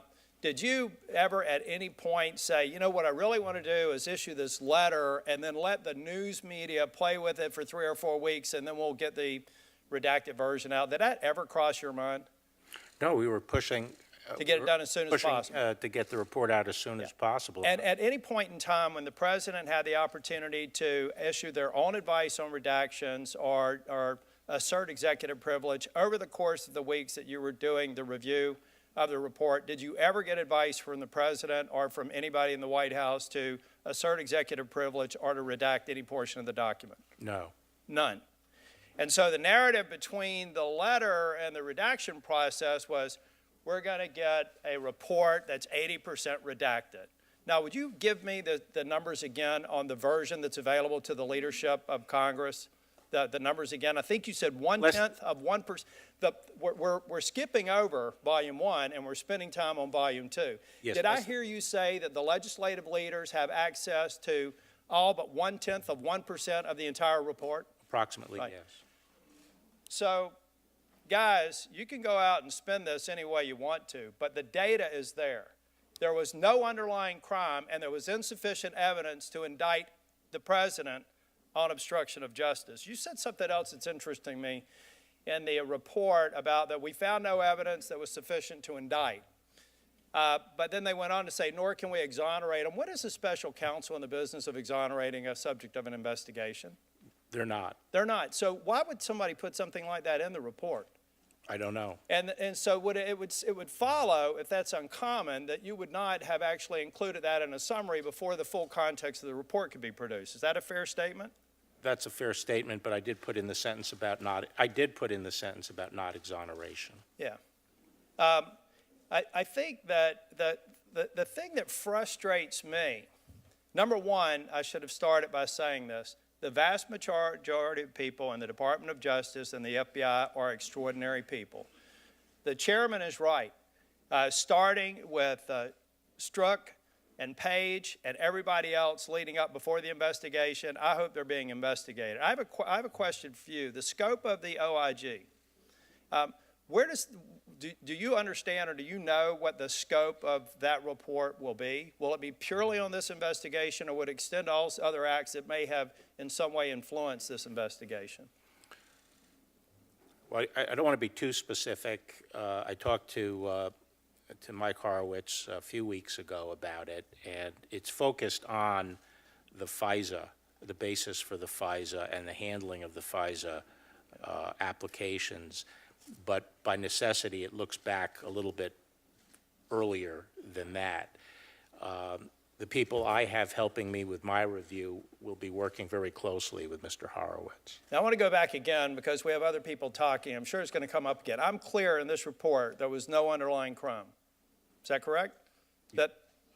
Yes. That's the conclusion of the report. And there was insufficient evidence or insufficient evidence to assert that the president obstructed justice. And a lot of that evidence was in the public eye because we've talked about tweets and public statements and a number of other things that we're trying to use to assert as evidence for obstruction of justice. It seems odd to me that people on this committee that pound and pound over and over again that you're innocent until proven guilty with the extent of this report, with the number of resources, nearly $30 million, when the facts don't lead to the outcome that you wanted, the one that the marketing department wanted, to use this as a political tool for the next 20 months. It seems odd to me that we'd go down the path of saying that, well, in spite of all the work, we're going to indict them anyway, and if we can't indict them, then we're going to impugn your integrity and call you a liar. I find that behavior on this committee despicable. Thank you. Senator Harris. Thank you, Mr. Chairman. Attorney General Barr, has the President or anyone at the White House ever asked or suggested that you open an investigation of anyone? I wouldn't. Yes or no? Could you repeat that question? I will repeat it. Yeah. Has the President or anyone at the White House ever asked or suggested that you open an investigation of anyone? Yes or no, please, sir? The President or anybody else? Seems you would remember something like that and be able to tell us. Yeah, but I'm trying to grapple with the word suggest. I mean, there have been discussions of matters out there that they have not asked me to open an investigation, but... Perhaps they've suggested? I don't know. I wouldn't say suggest. Hinted? I don't know. Inferred? You don't know? Okay. In your March 24th summary, you wrote that, quote, after reviewing the special counsel's final report... But I will say that no one... Sir, I'm asking a question. In your March 24th summary, you wrote that, quote, after reviewing the special counsel's final report, Deputy Attorney General Rosenstein and I have concluded that the evidence is not sufficient to establish that the president committed an obstruction of justice offense. Now, the special counsel's investigation produced a great deal of evidence. I'm led to believe it included witnesses' notes and emails, witnesses' congressional testimony, witnesses' interviews, which were summarized in the FBI 302 forms, former FBI Director Comey's memos, and the president's public statements. My question is, in reaching your conclusion, did you personally review all of the underlying evidence? No, we took and accepted. Did Mr. Rosenstein? No, we accepted the statements in the report as the factual record. We did not go underneath it to see whether or not they were accurate. We accepted it as accurate and made our... So you accepted the report as the evidence? Yes. You did not question or look at the underlying evidence that supports the conclusions in the report? No.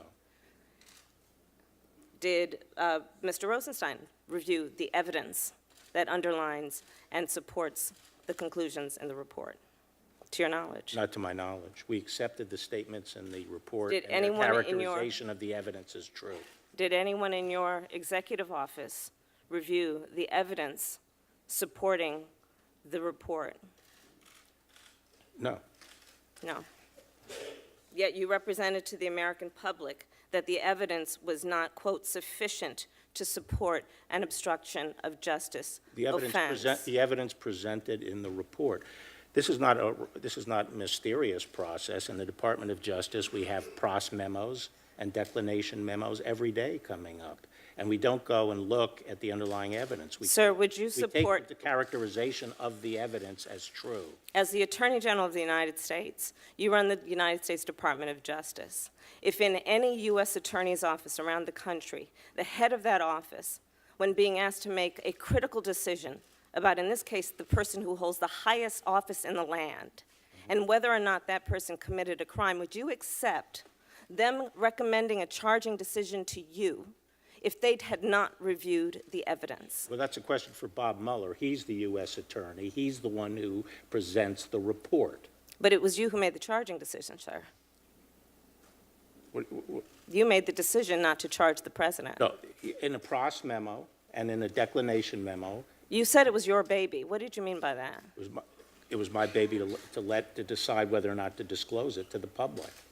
And whose decision was and- it? Who had the power to make the decision about whether or not the evidence was sufficient to make a determination of whether there had been an obstruction of justice? Prosecution memos go up to the supervisor. In this case, it was the Attorney General and the Deputy Attorney General who decide on the final decision.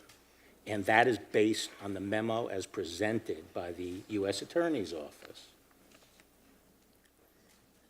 I think you've I've made seen- it I've seen clear a that lot you've of- not looked at I've the seen a lot evidence. of We can move on. prosecution- I I've think seen a lot you've of made it clear, sir, prosecution that you've not looked at the declination evidence, and in we my can day. move on. Will you agree to consult career DOJ ethics officials about whether your recusal from the 14 investigations that have been discussed by my colleagues is necessary?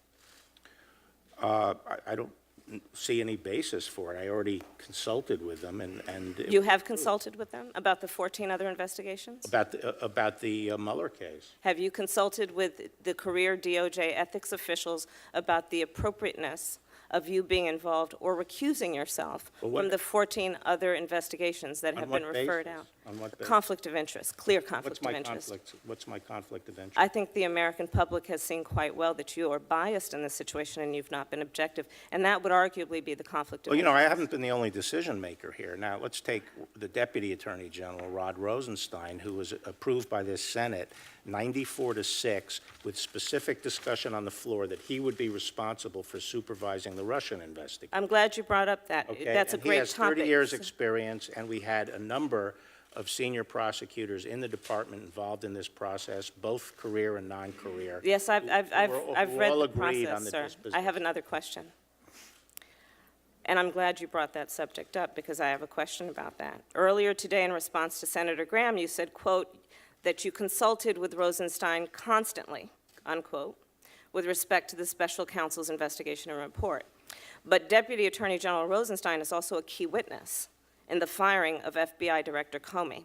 Did you consult with I'm not finished. Yeah. Did you consult with DOJ ethics officials before you enlisted Rod Rosenstein to participate in a charging decision for an investigation, the subject of which he is also a witness? My understanding was that he had been cleared already to participate in it by the... So you had consulted with them and they cleared it? No, I think they cleared it when he took over the investigation. Did you That's my consult? understanding. You don't know whether he's been cleared of a conflict of interest? He would be participating if there was a conflict of interest. So you're saying that it did not need to be reviewed by the career ethics officials in your office to determine if it was appropriate? Well, I believe it was reviewed, and I And what would was the also point finding? out this seems to be a bit of a flip-flop, because when the president's supporters were challenging flip-flop, I think, in this Rosenstein- case, is that you're not answering the question directly. What? Did the ethics officials in your office, in the Department of Justice, review the appropriateness of Rod Rosenstein being a part of making a charging decision on an investigation which he is also a witness in? Yeah, so, as I said, my understanding was he had been cleared, and he had been cleared before I arrived. In making a decision on the Mueller report? Yes. And the findings of whether or not the case would be charged on obstruction of justice? He had been cleared on that? He was the acting attorney general on the Mueller investigation. Had he been cleared He had been. to make, I am. by your side, a I am decision informed. I am informed that before I arrived, he had been cleared by the ethics officials of what? of serving as acting attorney general on the Mueller case. How about making a charging decision on obstruction of justice? That is the what the underlying acting offenses, which include him as a witness. You know, that's what the acting attorney general's job is. To be a witness and to make the decision about being a prosecutor? Well, no, but to make charging decisions. I have nothing else. My time is right out. Thank you. Senator, let's see, we got Senator Cruz. I'd like to do short second rounds. I've got to go to another hearing at 2:40. We're going to take 4 votes, but to my colleagues on the other side, I'd like to do a very short second round and wrap it up. Oh, I'm sorry, Senator Crapo, I apologize. All right, thank you. Attorney General Barr, I know you've gone through almost everything that could have been asked so far today, and I'm going to go over a few things that you've already talked about, but I appreciate your willingness to get into it with me. First, I want to talk about the letter of March 27th that's been talked about a lot from Mr. Mueller. First, could you tell me who released that letter to the public? Who released it to whom? Yes. I mean, how did it get released? Was that a decision that you made to release that letter? To the public? Yeah, I think the department provided it this morning.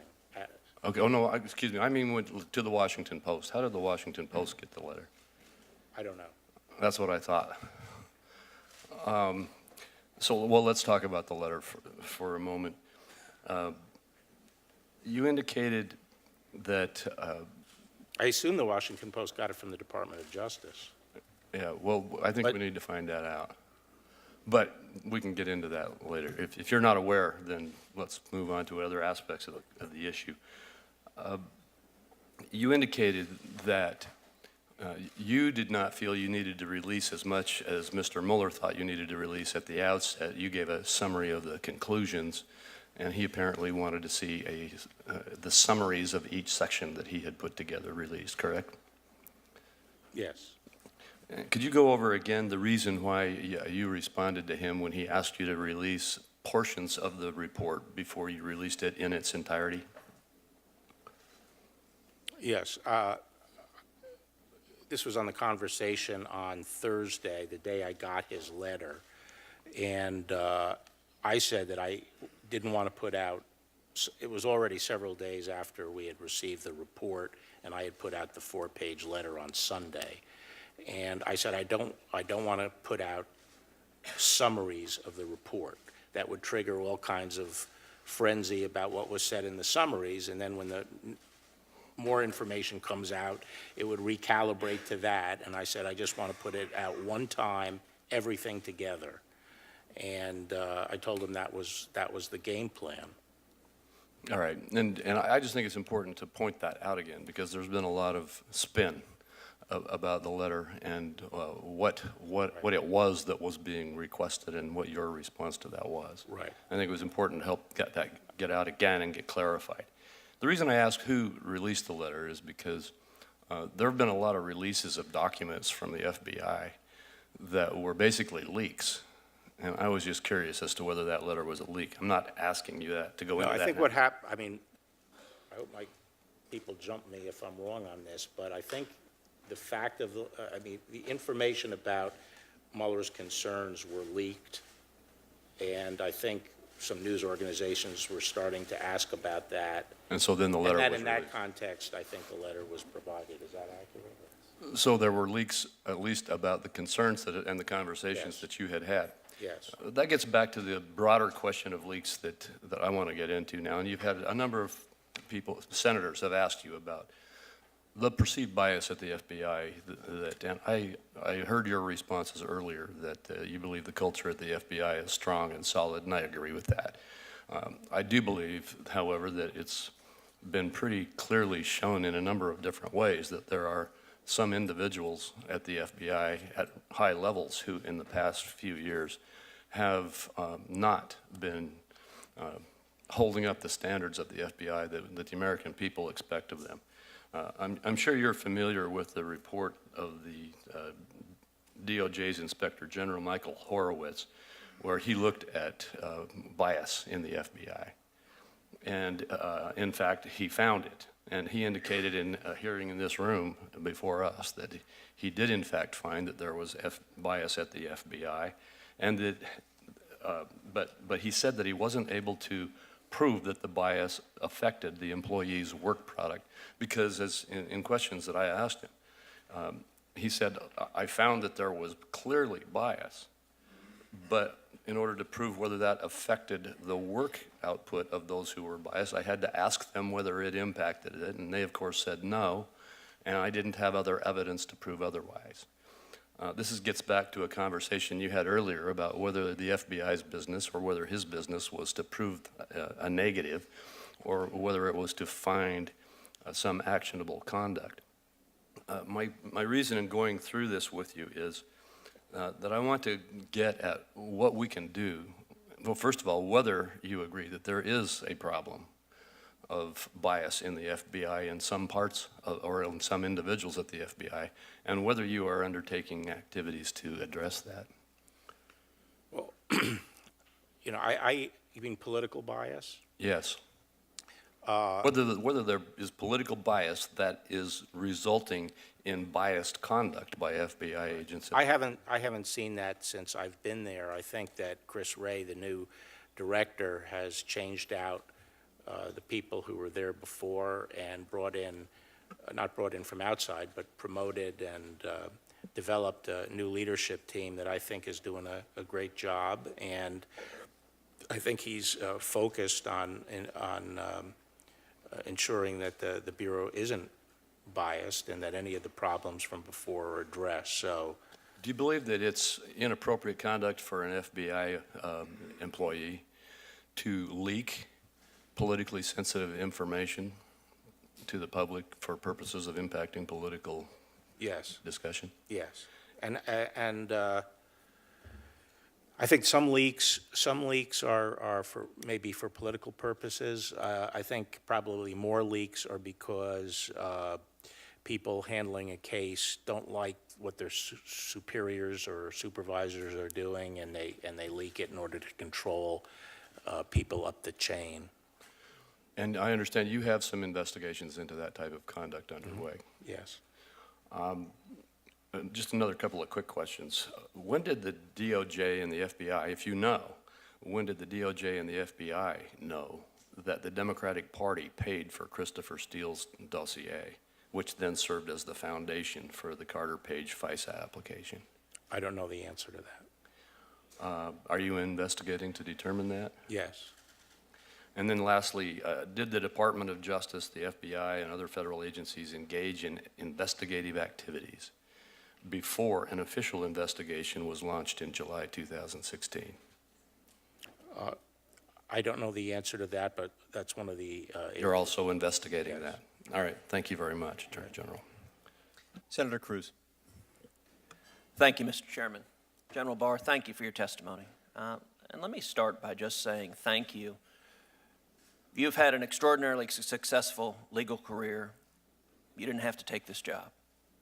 And you stepped forward and answered the call yet again, knowing full well that you would be subject to the kind of slanderous treatment, the Kavanaugh treatment, that we have seen of senators impugning your integrity. And I, for one, am grateful that you answered that call and are leading the Department of Justice both with integrity and fidelity to law. That is what the nation rightly expects of our Attorney General, and I believe you are performing that very ably. I think this hearing today has been quite revealing to anyone watching it, although perhaps not for the reasons some of the Democratic senators intended. One thing that's revealing in the discussion and questions that came up, A word that occurred almost none at all is the word Russia. For 2.5 years, we heard Democratic senators going on and on and on about Russia collusion. We heard journalists going on and on and on about Russia collusion, alleging, among other things, some using extreme rhetoric, calling the president a traitor. We heard very little of that in this hearing today. Instead, the principal attack that Democratic senators have marshaled upon you concerns this March 27th letter from Robert Mueller. And it's an attack that I want people to understand just how revealing it is. If this is their whole argument, they ain't got nothing. So their argument is as follows, and let me see if I understand it correctly. You initially, when you received the Mueller report, released to Congress and the public a 4-page summary of the conclusions. Then on March 27th, Mr. Mueller asked you to release an additional 19 pages, the introduction and summary that he had drafted. And indeed, in the letter, what he says is, quote, I am requesting that you provide these materials to Congress and authorize their public release at this time. And the reason he says it is that to fully capture the context, nature, and substance of the office's work and conclusion. So you did not release those 19 pages at that time. Instead, a couple of weeks later, you released 448 pages, the entire report, which includes those 19 pages. Do I have that timeline correct? That's right. So their entire argument is, General Barr, you suppressed the 19 pages that are entirely public, that we have, that we can read, that they know every word of it. And their complaint is it was delayed a few weeks. And that was because of your decision not to release the report piecemeal, but rather to release those 19 pages along with the entire 448 pages produced by the special counsel. Yes. If that is their argument, I have to say that is an exceptionally weak argument. Because if you're hiding something, I'll tell you right now, General Barr, you're doing a very lousy job of hiding it. Because the thing that they're suggesting you hid, you released to Congress and the American people. And so if anyone wants to know what's in those 19 pages that are being so breathlessly, oh, Bob Mueller said release the 19 pages, you did. You did it a couple of weeks later. But we can read every word of the 19 pages along with the full report. In your judgment, was the Mueller report thorough? Yes.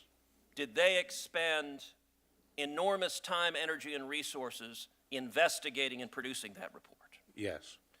And the Mueller report concluded flat out on the question of Russian collusion, the evidence did not support criminal charges. That's right.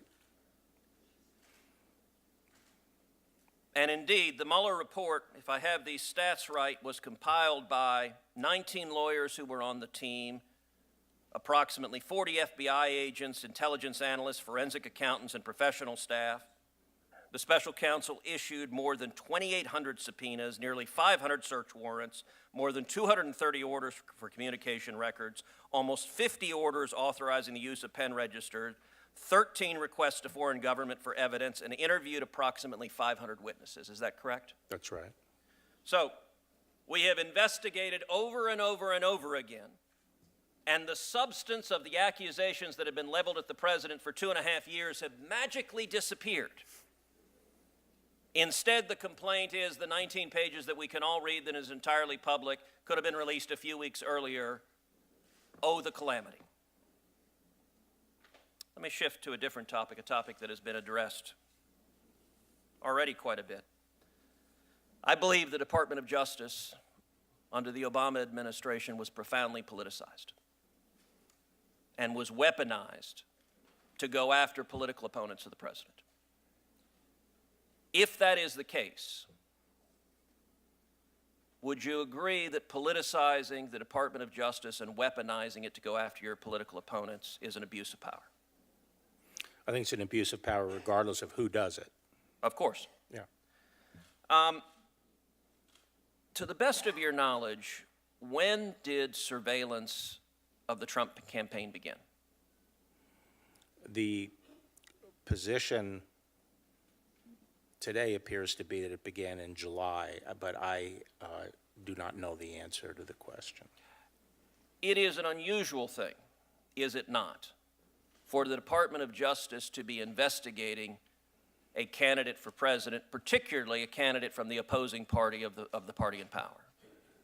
Yes. Do we know if the Obama administration investigated any other candidates running for president? I don't know. Do we know if they wiretapped any other? I guess they were investigating Hillary Clinton for the email.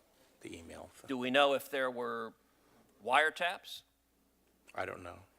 Do we know if there were efforts to send investigators in wearing a wire? I don't know. So, General Barr, I would urge, you have had remarkable transparency. You promised this committee you would with regard to the Mueller report. You promised this committee and the American people you would release the Mueller report publicly. You have released the report. Anyone can read it. It's right here. I appreciate that transparency. I would ask you to bring the same transparency to this line of questioning about whether and the extent to which the previous administration politicized the Department of Justice, targeted their political rivals, and used law enforcement and intelligence assets to surveil them improperly. Thank you. So that's the end of the first round. We have votes, I think, at 3. I think there are 4 votes. But what I'd like to do is just, can you go for a few more minutes here? You're okay? You all right? Yes. Get Senator Leahy, you're next. We'll do 3-minute second rounds. Senator Feinstein noted that she felt the FBI would be derelict in duty if it did not investigate after learning from Australia, not the Trump administration, but Australia. The Trump campaign knew Russia had stolen Democratic emails before the victims knew. And they were told the Russians could assist in a campaign with the stolen emails. The FBI was right to look into it. That resulted, of course, in 37 indictments. But let me ask you, Mr. Barr, in your March 24 letter, you claim that the lack of evidence of an underlying crime bears on whether the president had the requisite intent to commit obstruction of justice. Well, there are numerous reasons why somebody might interfere with investigations. Most critically, an interference may prevent the discovery of an underlying crime. So interfering, you might not know if there's a crime.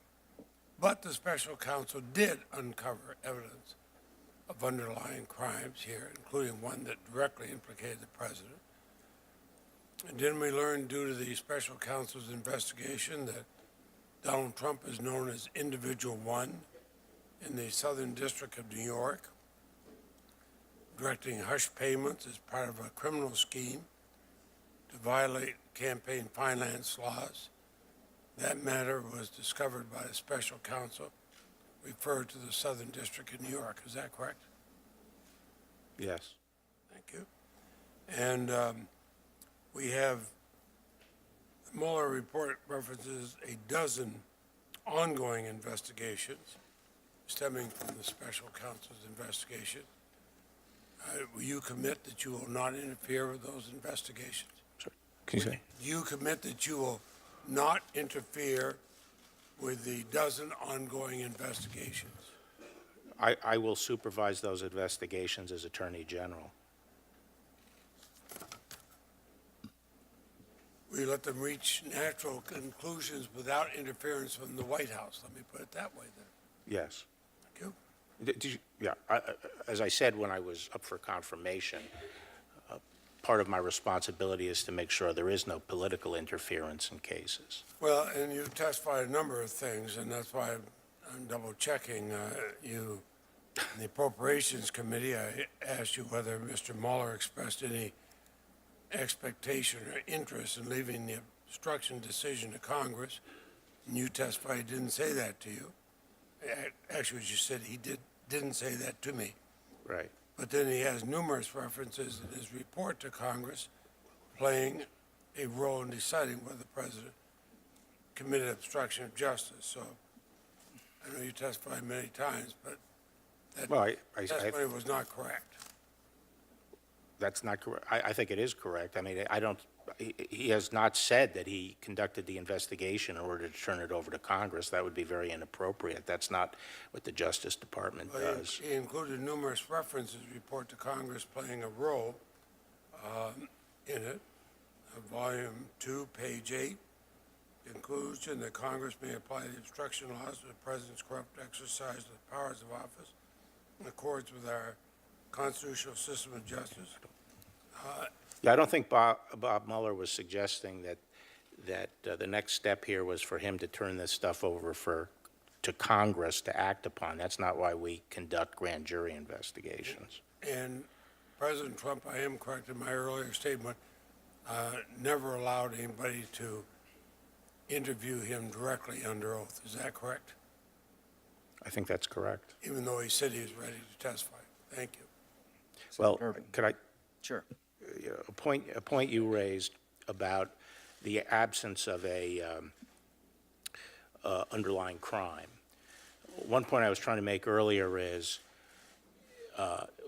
the absence of an underlying crime doesn't necessarily mean that there would be other motives for obstruction, although it gets a little bit harder to prove and more speculative as to what those motives might be. But the point I was trying to make earlier is that in the situation of the president, who has constitutional authority to supervise proceedings, if in fact a proceeding was not well-founded, if it was a groundless proceeding, if it was based on false allegations, the president does not have to sit there constitutionally and allow it to run its course.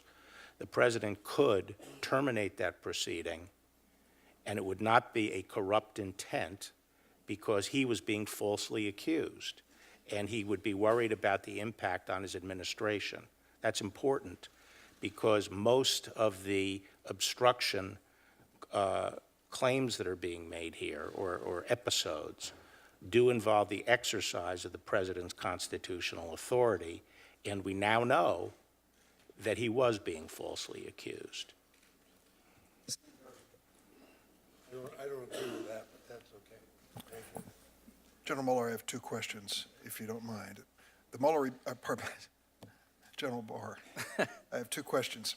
The Mueller report describes the reasons why the FBI opened a counterintelligence investigation in July 2016 into Russian election interference. There have been many references to why they would do such a thing. By that date, the Democratic National Committee server had been hacked and Russians had been deemed responsible. Some of the stolen emails had been released by WikiLeaks. A foreign government, the Australian government, had told our FBI that Trump foreign policy aide George Papadopoulos said he'd been contacted by a person on Russia's behalf offering to assist the Trump campaign by releasing information damaging to Hillary Clinton. That was all in the Mueller report. Do you believe that it was an appropriate predicate for opening a counterintelligence investigation to determine whether Russia had targeted people on the Trump campaign to offer hacked information that might impact a presidential election? I'd have to see exactly what the report was from Downer, the Australian Downer, and exactly what he quoted Papadopoulos as saying. But from what you just read, I'm not sure what the correlation was between the Russians having dirt and jumping to the conclusion that that suggested foreknowledge of the hacking. According to Mr. Mueller and his report, this involvement of Trump foreign policy aide George Papadopoulos had something to do with their conclusion. I'd like to ask you a separate issue. It's been reported that on April 16th, you received a waiver to participate in the investigation and litigation of the so-called 1MDB matter. This is an investigation into a Malaysian company for alleged money laundering. According to news reports, as part of this investigation, the U.S. Attorney's Office for the Eastern District of New York is investigating whether a Malaysian national illegally donated to the Trump Inaugural Committee with money taken from 1MDB. You sought a waiver to participate in this matter, even though your former law firm, Kirkland & Ellis, represents an entity involved in the investigation, namely Goldman Sachs. How many waivers have you received to allow you to participate in matters or investigations involving Trump businesses, the Trump campaign, or the Trump Inaugural Committee? None. You did seek a waiver in this case? Actually, the impetus, as I recall, and people should jump me if I'm wrong, but it didn't come from me. I was asked to seek a waiver in this case.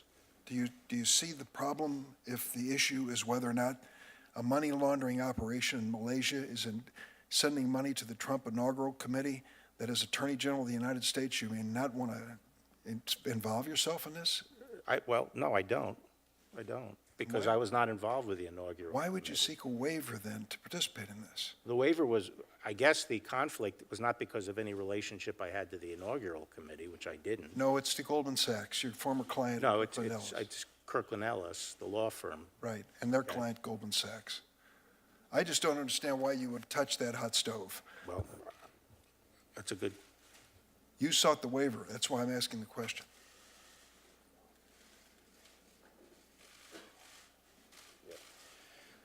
The criminal division actually asked me to get a waiver because of the importance of this investigation overall. I was requested by the criminal division. I didn't seek it. The impetus did not come from me. And who would that be that made that recommendation to you? I am told it was the criminal division. Mr. Benchkowski?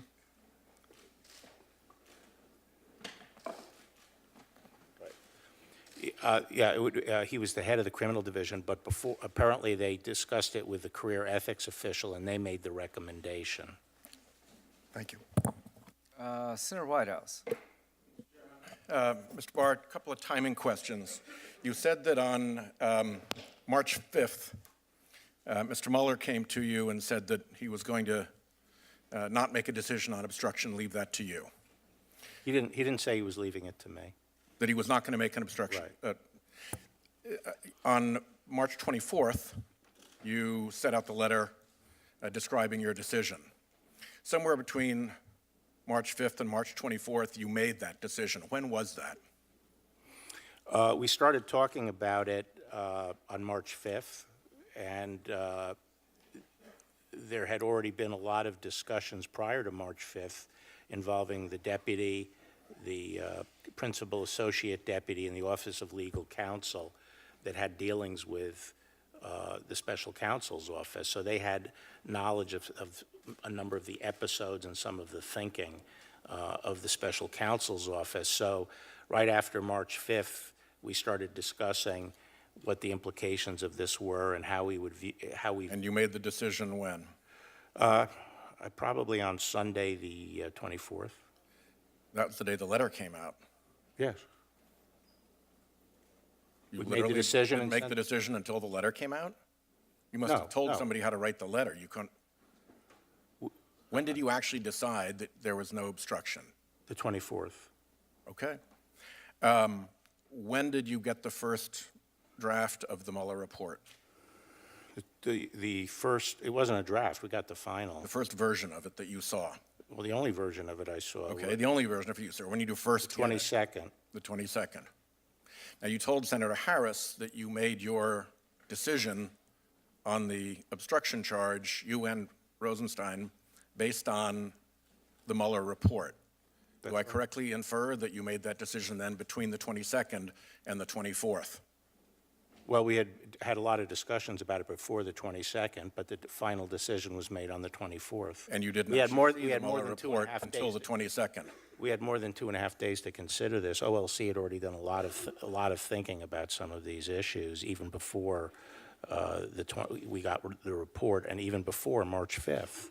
They had been in regular contact. The department had been in regular contact with Mueller's people and understood, So a lot of their thinking. the OLC was looking into the Mueller investigation while it was going on and witting of the evidence that they were gathering on obstruction before you saw the Mueller. My understanding, I wasn't there, okay, but my understanding is that the deputy and the what we call the PADAG, the principal associate deputy, were in regular contact with the Mueller's team, and we're getting briefings on evidence and some of their thinking and some of the issues. Did they know enough to know? And OLC was brought into some of those discussions. Did they know enough to know it might need to be redacted before they saw the 322 No, the problem we had is we could not identify the 6E material when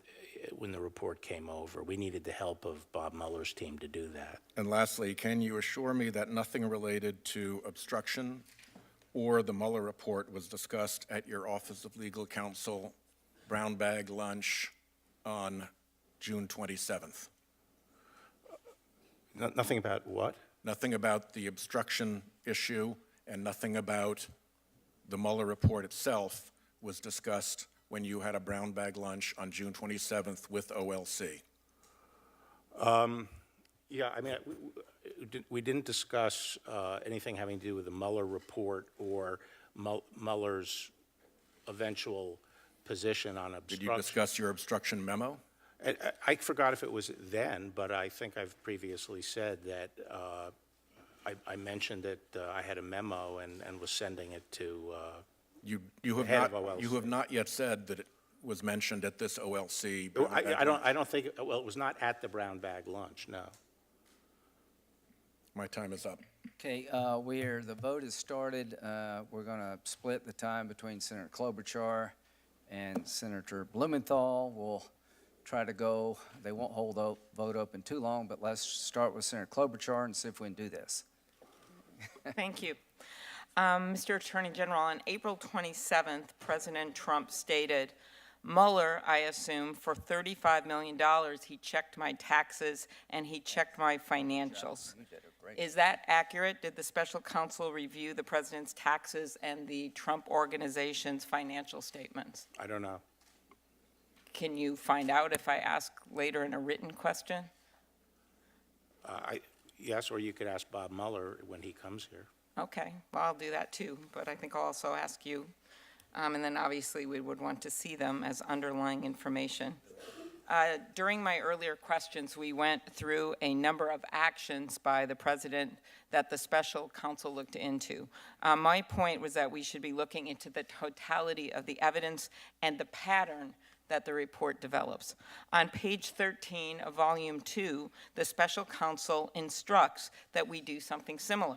The report says, and this is a quote, circumstantial evidence that illuminates intent may include a pattern of potentially obstructive acts. On this point, the report cites 3 U.S. cases, U.S. v. Frankhauser, U.S. v. Arnold, and U.S. v. Santolo. Do you agree that obstruction law allows for intent to be informed by a pattern of potentially obstructive acts? Well, intent eventually has to be established by proof beyond a reasonable doubt. Obviously, some inferences can be drawn from circumstantial evidence that can contribute to an overall determination of proof beyond a reasonable doubt. But that's one of the problems with this whole approach that's suggested in the special counsel's report, which is it is trying to determine the subjective intent of a facially lawful act, and it permits a lot of selectivity on the part of the prosecutors, and it's been shot down in a number of other contexts. So one of the reasons that we are very skeptical of this approach is that in you mean obstruction cases, you and Director Mueller, or you, the Justice Department? The Justice Department, is that in this kind of situation where you have a facially innocent act and that's authorized by the Constitution, it's hard to establish beyond a reasonable doubt that it's corrupt. Okay, I just want to get in just a few more questions like Senator Whitehouse did. At your confirmation hearing, you testified that in the absence of a violation of a statute, the president would be accountable politically for abusing the pardon power. How do you reconcile your suggestion that political accountability is available when the administration is refusing to comply with subpoenas and asserting executive privilege to stand in the way of that very accountability? As to a pardon? No, this was about in your confirmation hearing. You said in the absence of a violation of a statute, the president would be, quote, accountable politically, end quote, for abusing the pardon power if he did. But basically. your question really is abusing any power, not just the pardon power? Mhm. Is that what you're saying? Mhm. Well, I presidents. mean, it's hard to evaluate that. if we Presidents can't- have been held accountable before, as have other office holders. Okay, last question. Are the president's actions detailed in this report consistent with his oath of office and the requirement in the Constitution that he take care that the laws be faithfully executed? Is what consistent with that? I said, are the president's actions detailed in the report consistent with his oath of office and the requirement in the Constitution that he take care that the laws be faithfully executed? Well, the evidence in the report is conflicting, and there's different evidence, and they don't come to a determination as to how they're coming down on it. And so you made that decision? Yes. And as you know, if it's, All right, we got Okay. 2 minutes left. Senator Blumenthal. Thank you, Mr. Chairman. Attorney General Barr, I wonder if you could tell us about the conversation between yourself and Bob Mueller shortly after your summary was issued. He called you? No, I called him. What prompted you to call him? The letter. Your letter, or his letter? His letter. His letter. So you called him, Yeah. and how long did the conversation last? I don't know, maybe 10, 15 minutes. There were multiple witnesses in the room. It was on the speakerphone. Who was in the room? Among others, the Deputy Attorney General was in the room. Anyone else? Several other people who had been working on the project. Members of your staff? Yes, and the deputy staff. And as best you can recall, in the language that was used, who said what to whom?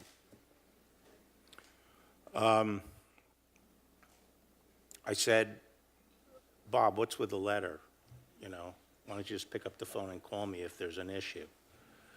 And he said that they were concerned about the way the media was playing this and felt that it was important to get out the summaries, which they felt would put their work in proper context and avoid some of the confusion that was emerging. And I asked him if he felt that my letter was misleading or inaccurate, and he said no, that the press, he felt that the press coverage was, and it was, and that a more complete picture of his thoughts and the context and so forth would deal with that.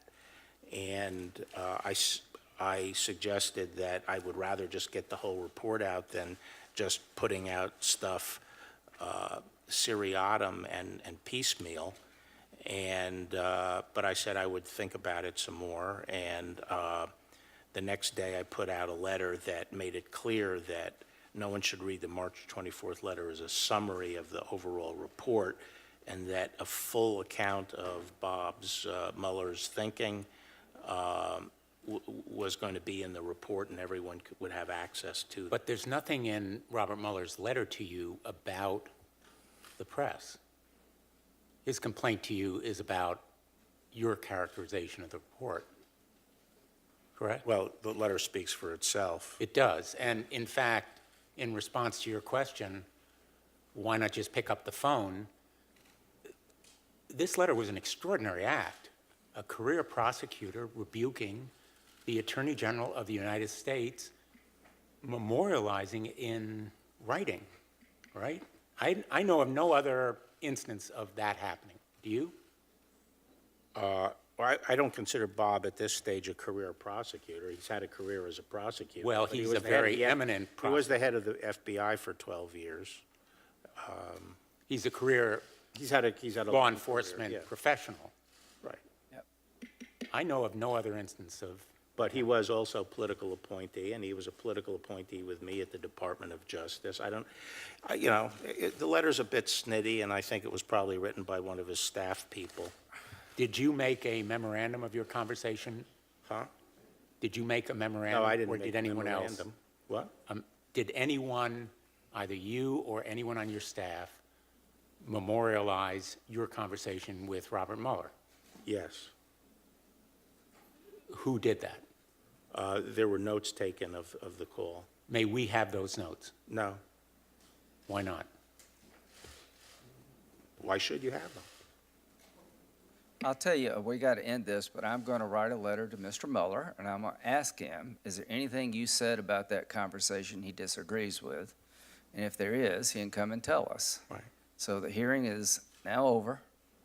And If I Senator may just- Blumenthal, I promise you that if there's any, Mr. Mueller will have a chance to make sure that the conversation relayed by Attorney General Barr is accurate. And I'm going to give him a chance to correct anything you said that he finds misleading or inaccurate, and that will be it. Okay. 5 seconds.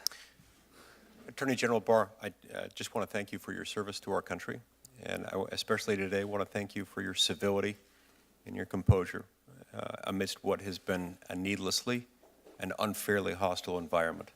Your professionalism has been remarkable. I'm grateful.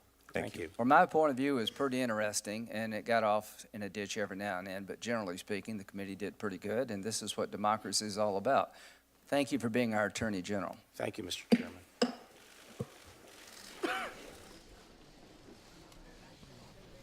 Mm-hmm.